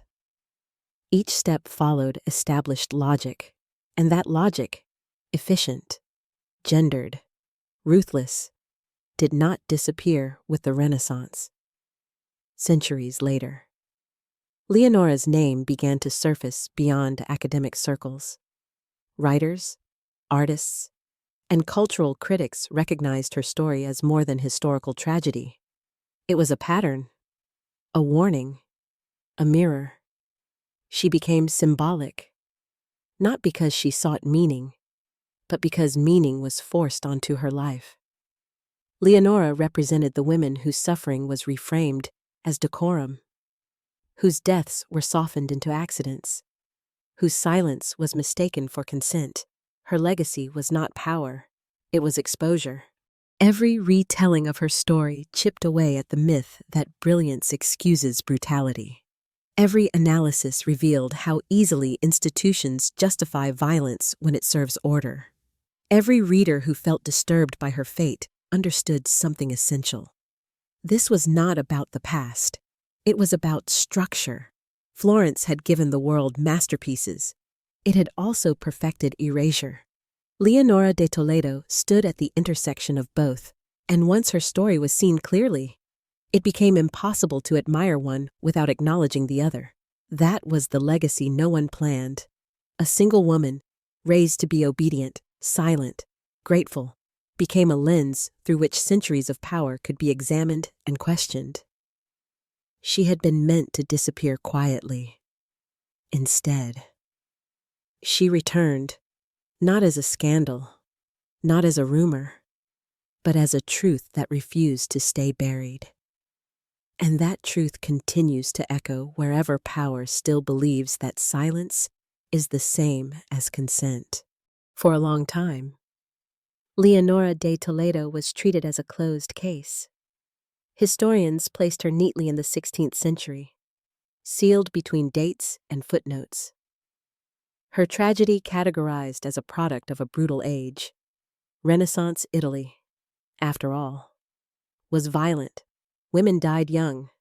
Power was ruthless. That was the explanation. Comfortable, distant, complete. Until it wasn't. As Leonora's story resurfaced, something unexpected happened. People stopped reading it as history and started reading it as recognition. The details felt disturbingly familiar. A young woman raised without autonomy. A marriage arranged to solve a man's problem. Abuse reframed as private conflict. A death dismissed as misfortune. The centuries between Florence and the modern world suddenly felt very thin. Leonora's story began appearing outside academic texts. Writers referenced her in essays about gender and power. Lecturers used her case to explain how institutions protect themselves. Artists invoked her image, not as a Medici wife, but as a silenced presence. She stopped belonging only to historians. She began to belong to readers. What made her story so unsettling was not its extremity, but its logic. Every step followed a reasoning that still exists. Reputation over truth. Family over individual. Order over justice. Nothing about her fate required madness or chaos. It required agreement. Pietro's violence was enabled not because people didn't know, but because they did, and chose containment over confrontation. Francesco's silence was not cowardice, but calculation. The court's compliance was not ignorance, but self-preservation. These were not villains from a distant past. They were administrators. That realization shifted the emotional weight of Leonora's story. She was no longer just someone to pity. She became someone to listen to, even though she had never been allowed to speak. Readers noticed how often her perspective had been erased. Even in retellings meant to honor her, how easily narratives drifted back toward the men around her, their motives, their psychology, their legacy. Leonora had spent her life being secondary. Even in death, she fought to remain visible. Modern audiences began asking different questions. Not, why did Pietro kill her? But why was he allowed to? Not, why didn't she leave? But why was leaving impossible? Not, why did this happen then? But why does this still happen now? Leonora's story became a bridge between eras, a demonstration that systems of power evolve in form, not in instinct. The Renaissance no longer looked like a distant, exotic cruelty. It looked like an early version of structures that still reward silence and punish exposure. That was the moment her story stopped being safe. It no longer allowed admiration without discomfort. It no longer fit neatly into the category of tragic romance or historical scandal. It demanded reflection. Leonora had not lived loudly. She had not rebelled openly. She had not written manifestos. She had not left dramatic final words. And yet her story carried force precisely because of that. She represented the millions of women whose lives never appear exceptional until examined closely. Women who do everything expected of them and are destroyed anyway when expectations shift. Her quiet endurance became the indictment in Florence. Silence had protected power. In the modern world, silence around Leonora began to fracture it. Her name appeared more often. Her story was told more carefully. Her death was no longer softened by euphemism. Each retelling sharpened the truth that had once been buried. Eleonora de Toledo was not an anomaly. She was evidence, and once evidence exists, it changes what can be denied. Her story no longer belonged to the Medici, to Florence, or even to the Renaissance. It belonged to anyone willing to look at how power behaves when it believes it will never be questioned. That was the danger the Medici had underestimated. They controlled her life. They controlled her death. But they could not control the future reader who would recognize her story and refuse to look away. As Leonora de Toledo's story spread beyond archives and lecture halls, something subtle but important began to change. People stopped talking about her only as a symbol. They began asking who she had actually been. Not the Medici wife, not the murder victim, not the case study, but the girl who grew up in Florence, the woman who navigated fear daily, the mother who held her child knowing safety was fragile. This shift mattered for centuries. Leonora had been flattened by history, first erased by power, then revived as evidence. Both denied her complexity. Both reduced her to function. Recovering her humanity required imagination grounded in restraint. What survived suggested a woman who learned early how to observe without attracting attention, who adapted quickly, not out of weakness, but intelligence, who understood the emotional economy of the court and paid its price carefully. Leonora had not been naive. She had read people well. She had sensed danger long before it reached her. She had adjusted, endured, calculated, because those were the tools available to her. This reframing challenged a common assumption that victimhood equals passivity. Leonora's life revealed something more uncomfortable, that survival inside oppressive systems often looks like compliance, that intelligence sometimes expresses itself as restraint, that courage, for women like her, meant continuing to exist at all. Her brief connection with Bernardino Antinori, once sensationalized as scandal, began to be understood differently, not as rebellion, not as recklessness, but as humanity. A moment where Leonora was seen as a person rather than a role. A moment that offered recognition instead of control. That, more than any physical act, was what threatened the Medici order. Recognition creates comparison. Comparison creates dissatisfaction. Dissatisfaction destabilizes obedience. Leonora had not sought to undermine power. She had simply responded to kindness. That reframing stripped away centuries of moralizing. It exposed how quickly systems punish women not for wrongdoing, but for reminding men of alternatives. As scholars, writers, and readers leaned into this perspective, Leonora became more unsettling, not less. Because she was no longer distant, she was recognizable. Her fear was ordinary, her hope modest, her endurance quiet. Nothing about her demanded tragedy, and yet tragedy was delivered with precision. This realization complicated how people engaged with Renaissance history. It was no longer enough to admire art without asking who paid for stability. No longer acceptable to separate cultural brilliance from domestic violence.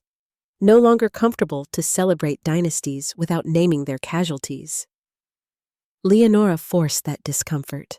She reminded us that systems rarely announce their cruelty. They embed it in norms. They justify it through tradition. They rely on silence to function. And silence, once broken, is never easily restored. Florence today thrives on tourism, beauty, and memory. Visitors walk through San Lorenzo, admire Medici tombs, photograph marble effigies that immortalize power. Few pause to consider the women buried there without statues, without stories. Leonora lies among them. No grand monument marks her life. No inscription explains her death. Her presence is quiet, indistinguishable from the stone that surrounds her. But that absence is no longer empty. It carries meaning now. Every retelling of her story reintroduces her into a space that once rejected her voice. Every reader who lingers on her name resists the erasure that was meant to be permanent. Eleonora de Toledo did not leave behind letters or manifestos. What she left behind was a trace strong enough to disrupt admiration, a trace sharp enough to question legacy, a trace that insists on being followed. She was never meant to matter beyond her function, and yet, centuries later, she does. Not because she was powerful, but because power failed to erase her completely. That is the quiet victory Leonora never lived to see, and it is why her story continues. Not as history safely contained in the past, but as a human life that still demands to be understood. There is a comforting lie people tell themselves about history. That time corrects injustice. That truth inevitably leads to accountability. That, eventually, someone pays. Leonora de Toledo's story exposes how fragile that belief really is. Nothing happened after her death that could be mistaken for justice. There was no reckoning, no trial, no formal condemnation. No whispered apology surfaced generations later. No Medici descendant publicly acknowledged what had been done to her. The system that killed Leonora did not collapse under the weight of its own cruelty. It adapted. Pietro de' Medici lived on, diminished but untouched by consequence. He lost influence. Yes, he lost proximity to power, but these were inconveniences, not punishments. He retained his title, his wealth, his freedom. The worst thing society ever did to him was look away, and even that was temporary. This is where the illusion of justice becomes dangerous. People want to believe that Pietro paid because he was exiled, because he died disgraced, because history remembers him poorly. But reputational decay is not accountability. Social discomfort is not consequence. Leonora lost everything. Pietro lost access. Those are not equivalent outcomes. Francesco Pura, the man who could have intervened, is remembered today as a patron of science and culture. His curiosity, his laboratories, his intellect are praised. His complicity in silencing Leonora is treated as an unfortunate footnote, if it is mentioned at all. History, once again, chose achievement over accountability. This imbalance is the final cruelty of Leonora's story. She did nothing wrong. She complied. She endured. She survived as long as she could, and yet the burden of consequence fell entirely on her. The men around her, violent, negligent, calculating, were absorbed back into history as flawed but fascinating figures.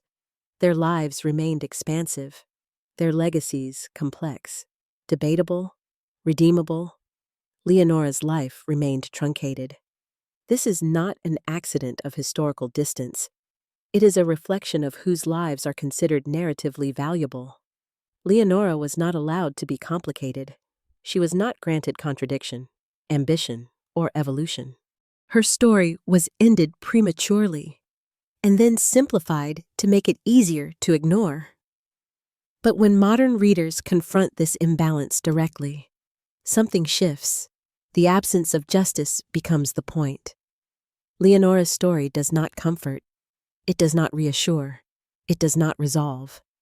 Instead, it exposes a truth that power prefers to hide. Systems do not correct themselves unless they are forced to. The Medici were never forced. Florence admired itself too much to interrogate its foundations. The Renaissance celebrated human potential selectively. It elevated male genius while disciplining female autonomy. It produced masterpieces while perfecting control. Leonora lived inside that contradiction. Her death was not a rupture in the system. It was confirmation that the system worked. Understanding this reframes what justice means in historical memory. Leonora was not failed by time. Time did exactly what it always does when power remains unchallenged. It normalized the outcome. What changed was not justice. What changed was awareness, and awareness, while powerful, is not the same thing. Leonora's story forces readers to sit with unresolved harm, to accept that some injustices remain unpunished, that some victims are never avenged, that history does not owe us moral closure, that discomfort is not a flaw in her story. It is the truth of it. Eleonora de Toledo does not offer redemption. She offers clarity, and clarity, once gained, removes the illusion that admiration and accountability can coexist without tension. The Renaissance can still be admired. The Medici can still be studied, but Leonora ensures that neither can be viewed innocently again. Her story is not about what justice eventually did. It is about what justice never touched. And that realization, unsettling, unresolved, irreversible, is the final legacy of a woman whose silence was enforced, but whose absence speaks louder than any verdict ever could. If Leonora de Toledo's death proved anything, it was this: power does not fear truth, it fears disruption. The Medici did not deny what had happened because denial was necessary. They denied it because acknowledging it would have required action, and action, once taken, creates precedent. Precedent is dangerous. To punish Pietro would have meant admitting that a Medici man could be held accountable for what he did inside his own household. It would have meant recognizing that a woman's life carried weight independent of her usefulness. It would have signaled to Florence and to every ruling family in Europe that private violence was no longer untouchable. That could not be allowed. So the response was not outrage, but containment. Leonora's death was absorbed into the administrative machinery of Florence the way inconvenient facts always are. It was reclassified from crime to circumstance, from violence to tragedy, from responsibility to inevitability. Language did the work that law refused to do. Accident. Sudden illness. Unfortunate fate.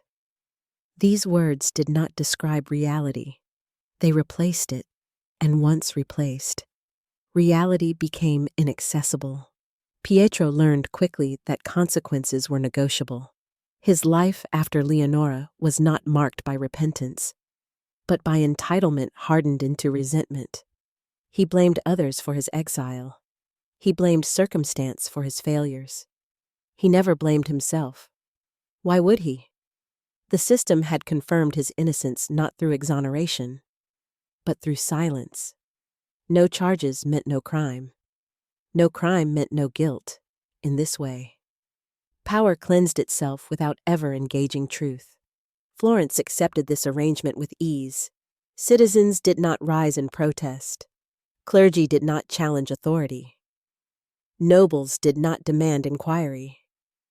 Each group benefited, directly or indirectly, from maintaining the illusion that order had been preserved. Justice, in this context, was not absent, it was irrelevant. The idea that Leonora should have received justice assumes a system designed to deliver it. Florence was not such a system. It was designed to maintain hierarchy, stability, and control, not fairness. Leonora's death did not violate those priorities. It reinforced them. This is the uncomfortable realization her story forces on modern readers. Injustice is not always a malfunction. Sometimes, it is the intended outcome. The Renaissance celebrated human potential, but only for those permitted to exercise it. Others existed to support that celebration, quietly and obediently. When they failed to do so cleanly, they were removed. Leonora was removed, not publicly, not violently in the eyes of the city, but thoroughly, and because her removal did not threaten the system. The system felt no need to justify itself. This is how power without consequence sustains itself, not through cruelty alone, but through normalization, through repetition, through the quiet understanding that some lives matter less, and that questioning this hierarchy is itself a form of transgression. Leonora's story endures because it exposes this logic so clearly. There was no chaos after her death, no instability, no collapse. Florence continued. That continuity is what condemns it. The absence of disruption reveals how fully her life had already been devalued. She was mourned privately, forgotten publicly, and replaced administratively, in that sense. Leonora's murder was not an ending. It was a transaction. Her life was exchanged for order, her silence for stability, her absence for peace. Modern audiences recoil at this logic because they recognize it, not as history, but as pattern. The same reasoning appears wherever institutions prioritize reputation over people, wherever accountability is treated as optional, wherever victims are expected to disappear quietly so systems can function smoothly. Eleonora de Toledo did not disrupt Florence in life, but in death, and centuries later, she disrupts us. She forces a reckoning not with one violent man, but with a structure that made his violence irrelevant. And that is why her story still matters, because it reminds us that justice is not guaranteed by time, truth, or even outrage. It is guaranteed only by systems willing to risk their own comfort to protect the vulnerable.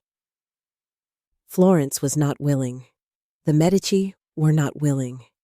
And Leonora paid the price for that unwillingness. A price history can acknowledge, but never refund. There is a hunger people bring to stories like Eleonora de Toledo's, a hunger for resolution, for balance, for a moment where the scales finally even out.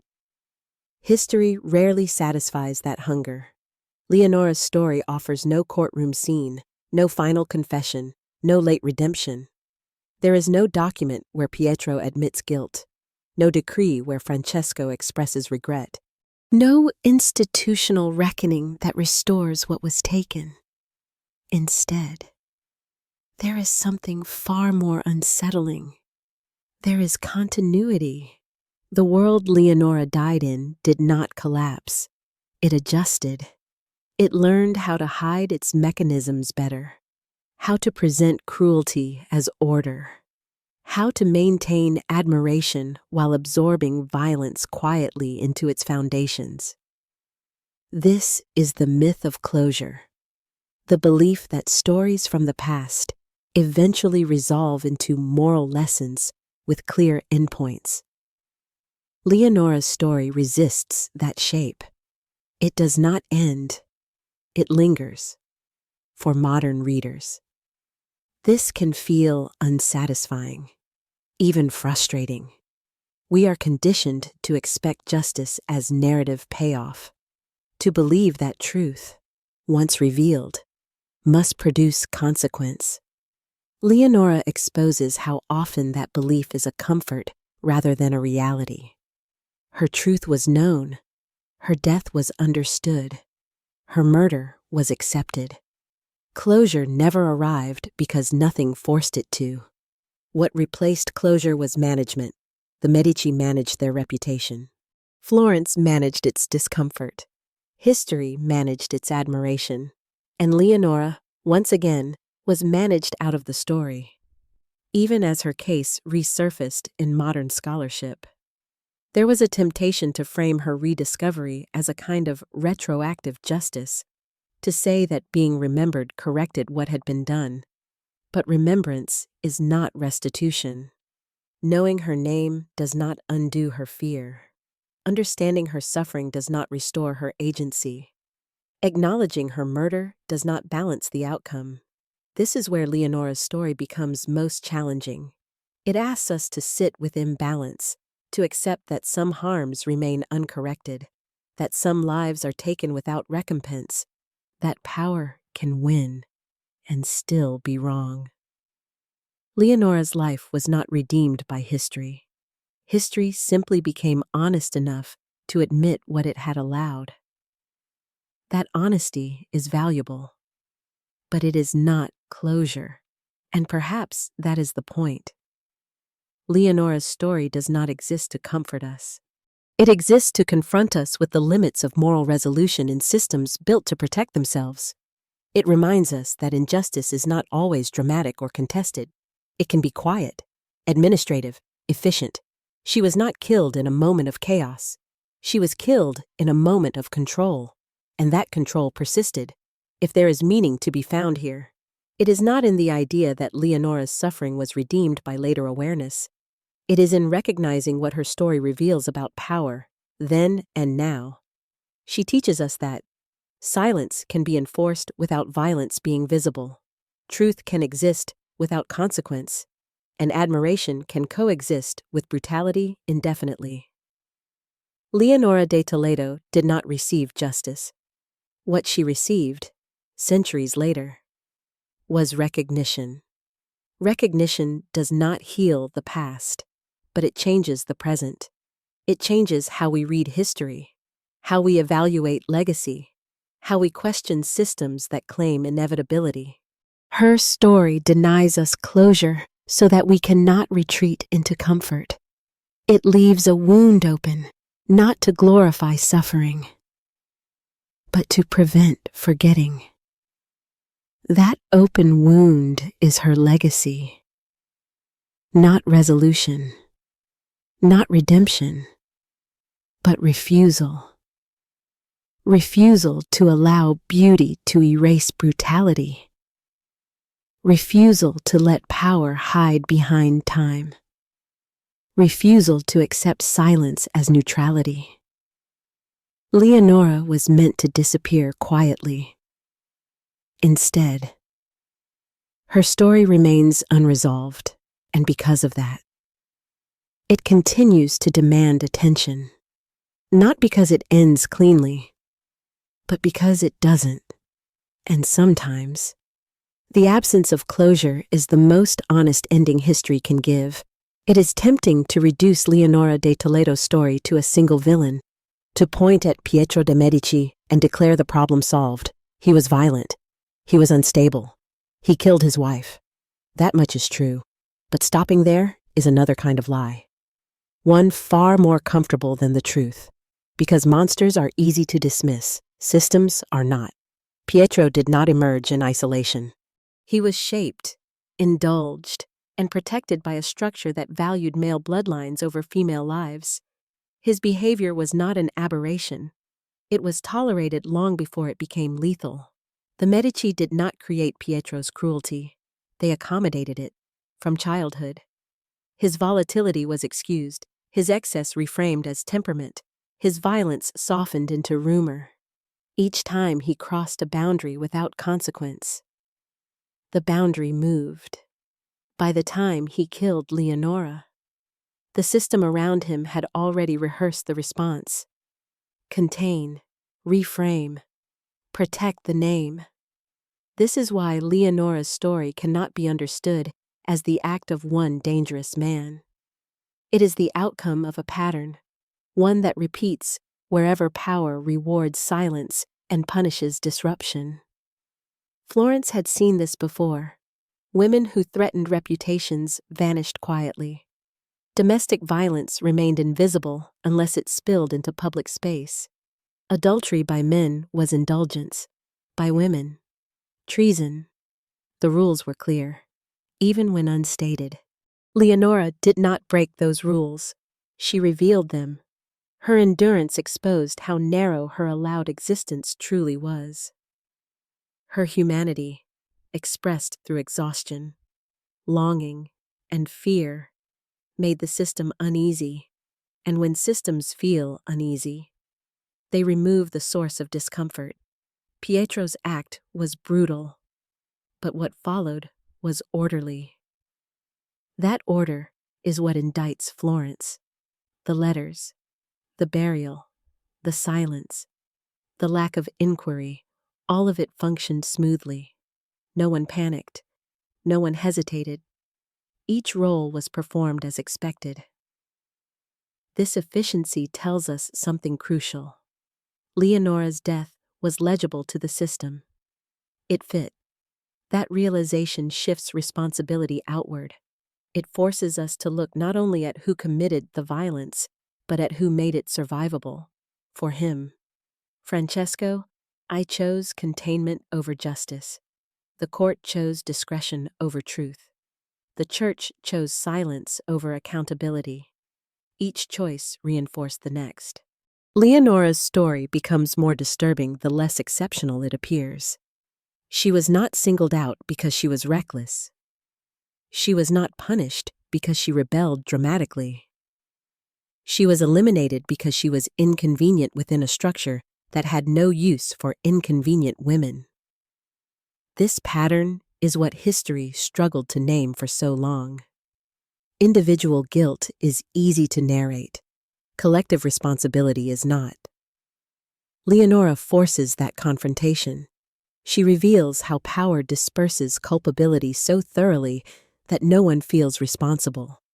Yet the outcome remains deadly. Each participant can claim distance. Each decision can be framed as necessary. Limited. Unavoidable. Together. They form inevitability. This is why Leonora's story still unsettles modern readers. Because it refuses to let us isolate violence as an anomaly. It insists that we see the infrastructure that enables it, the rules, incentives, silences, and rewards that allow cruelty to pass as order. Pietro was violent, but Florence made his violence irrelevant. And that, ultimately, is the deeper crime Leonora exposes. Not the act itself, but the world that made it easy to survive committing it. Her story does not ask us to hate one man. It asks us to recognize a pattern and to question every system that depends on silence to protect itself. Once Eleonora de Toledo's story is understood as a pattern rather than an exception, something uncomfortable happens. It stops being distant. It stops belonging safely to the past. It stops being about Florence, or the Medici, or the Renaissance alone. It becomes about recognition. To see Leonora clearly is to accept that her fate was not the result of ignorance or chaos, but of clarity. The people around her understood exactly what they were doing. They weighed outcomes. They chose preservation over protection. That choice is not unique to the 16th century. It repeats wherever institutions prioritize stability over justice. Wherever reputation outweighs responsibility. Wherever victims are expected to disappear quietly so that systems can continue uninterrupted. This is the cost of seeing clearly. Once the pattern is visible, It cannot be unseen. Leonora's story forces readers to confront how easily they might have complied had they lived in Florence, how normal silence would have felt, how reasonable the explanations might have sounded. Nothing can be done. It would cause too much damage. It is unfortunate, but necessary. These phrases are not historical. They are universal. Florence did not require cruelty from everyone, only consent, passive acceptance, the decision to look away. That is how systems endure without constant violence. Leonora's death required remarkably few active participants. One man to commit the act, a few men to manage the aftermath, many others to accept the explanation. Most people did nothing at all. That is what makes the story dangerous. It removes the comfort of moral distance. Modern readers want to believe they would have spoken up, that they would have intervened, that they would not have tolerated such injustice. Leonora's story challenges that assumption by showing how easily injustice can be framed as procedure. The Medici did not defend Pietro publicly. They did not praise his actions. They simply declined to act. And in that refusal, the outcome was sealed. This realization reframes how responsibility works. It is no longer enough to condemn perpetrators alone. The question becomes broader and harder. What do we allow to continue because stopping it feels inconvenient? Leonora's story lingers because it exposes how violence does not always announce itself as evil. It often arrives dressed as necessity, tradition, or discretion. It hides behind language that feels reasonable, even compassionate. Florence mourned Leonora properly. She was buried with rites. She was spoken of respectfully. And then she was erased. That erasure was not aggressive. It was administrative. Understanding this costs something. It costs the illusion that history moves toward justice automatically. It costs the belief that truth alone is enough. It costs the comfort of thinking violence is always obvious. Leonora's story asks us to accept a harder truth, that injustice often persists not because people are cruel, but because they are compliant, and compliance feels ordinary. This is why Leonora matters now more than ever. Not because her story is shocking, but because it is plausible. She did not die in a moment of madness that could be dismissed as extraordinary. She died in a system functioning exactly as designed. Recognizing that design is unsettling, it forces us to ask not just who committed harm, but what structures quietly enable it today, where silence is still rewarded, where inconvenience is still prioritized over accountability. Eleonora de Toledo does not offer a lesson neatly wrapped in moral clarity. She offers a mirror, and the cost of looking into it is the loss of innocence about how power really works. Once that innocence is gone, there is no comfortable way back. There is only choice: to see, to acknowledge, and to decide what silence means now. Silence is rarely empty. It is filled with intention, with fear, with calculation. It is shaped by who benefits most from nothing being said, and who pays the price for speaking. Leonora de Toledo lived and died inside a silence that was carefully maintained after her murder. No official decree ordered Florence to forget her. No written law forbade discussion. No public threat silenced dissent. And yet, the city complied as if commanded, because silence had advantages. For the Medici, silence protected legitimacy. For the court, silence preserved access. For the church, silence maintained moral authority without confrontation. For everyone involved, silence was safer than truth. Leonora's story exposes how silence operates not as absence, but as infrastructure. It is built gradually, reinforced socially, rewarded subtly. Those who comply are protected. Those who resist are isolated. This is why her death produced no uprising. People did not need to be convinced Leonora was murdered. They already believed it. What they needed to decide, quietly, individually, was whether acknowledging that belief was worth the cost. For most, it was not. Silence allowed them to continue their lives undisturbed. It allowed them to retain favor, stability, and safety. Speaking would have introduced uncertainty, an unpredictable force that threatened far more than it promised to fix. So Florence chose silence. Not because it was ignorant, but because it was rational. That is the most unsettling aspect of Leonora's story. Her erasure was logical. In systems built on hierarchy, logic often works against justice. The rational choice is to protect power. The practical choice is to preserve order. The reasonable response is to minimize disruption. Leonora's life became collateral damage in that equation. And this logic did not disappear with the Renaissance. It survives wherever institutions reward discretion over accountability. Wherever whistleblowers are punished more severely than perpetrators. Wherever victims are asked to be patient, quiet, or understanding for the greater good. Leonora's silence was not natural. It was produced by incentives, by fear of exclusion, by the understanding that nothing would change even if the truth were spoken. This is how systems defend themselves without visible force. The people of Florence were not monsters. They were neighbors, colleagues, clergy, courtiers, ordinary individuals making small decisions that collectively upheld a lethal outcome. Each person told themselves the same thing. It is not my place. It is not my responsibility. It is not my battle. And so the silence thickened. Leonora's story becomes dangerous when we recognize this dynamic because it implicates more than a single man or family.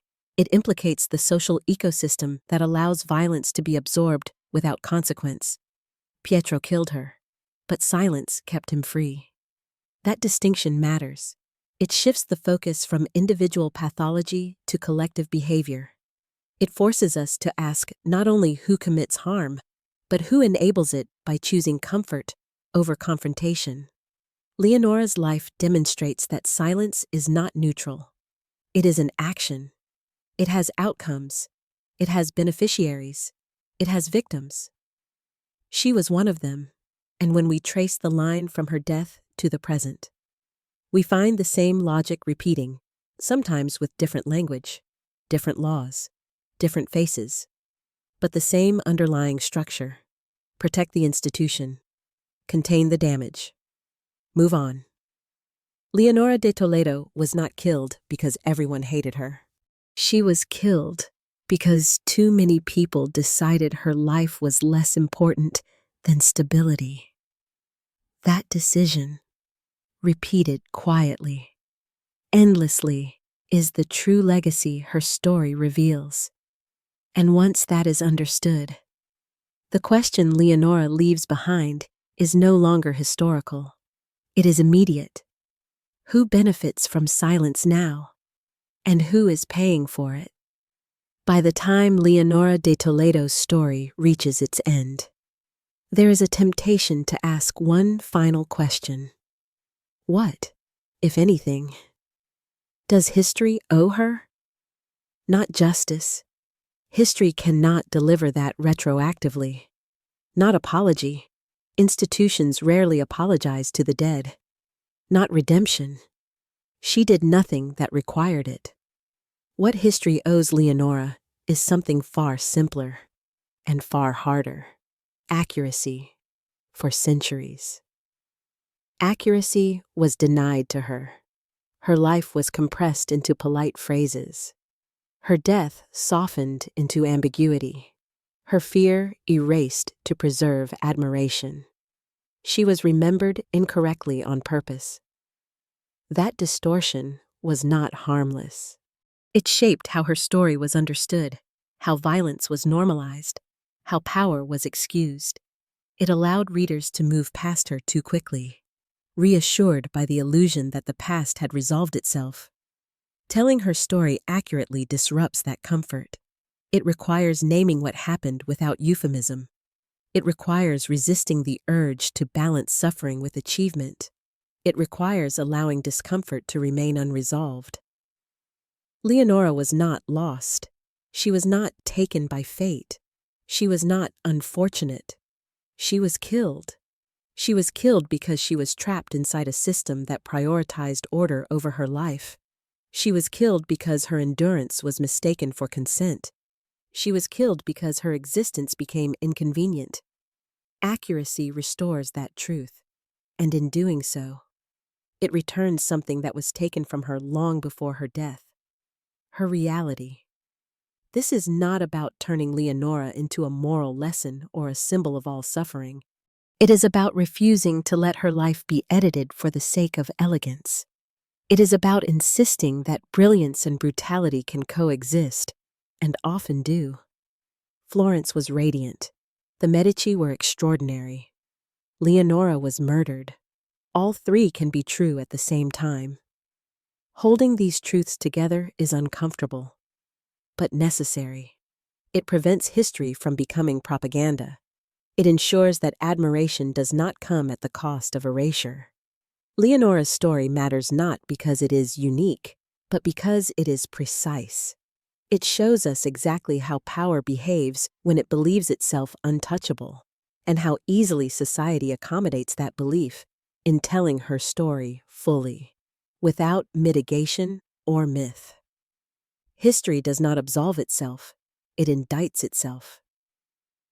That indictment is the last thing history owes Eleonora de Toledo. Not closure, not consolation, but the refusal to look away. Her life ended in silence. Her story no longer has to.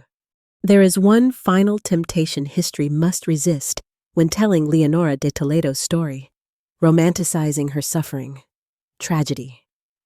When viewed from a safe distance, often becomes aesthetic. Pain is softened into melancholy. Violence reframed as drama. Victims transformed into symbols so elegant they lose their sharp edges. This process makes stories easier to consume and easier to forget.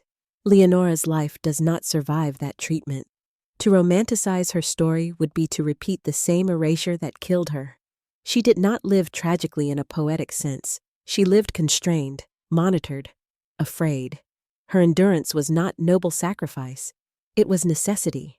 Her silence was not virtue. It was survival. And her death was not destiny. It was the result of decisions made by people who believed themselves entitled to make them. Remembering Leonora honestly means refusing to turn her into an object of pity or beauty.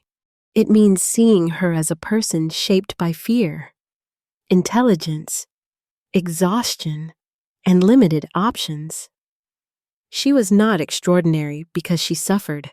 She was ordinary, and that is precisely why her story matters. She wanted safety. She wanted stability. She wanted to be left unharmed. None of these desires were radical. None of them threatened Florence, and yet fulfilling them would have required a system willing to restrain male power. That restraint never came. Modern audiences often search for resistance in stories like Leonora's.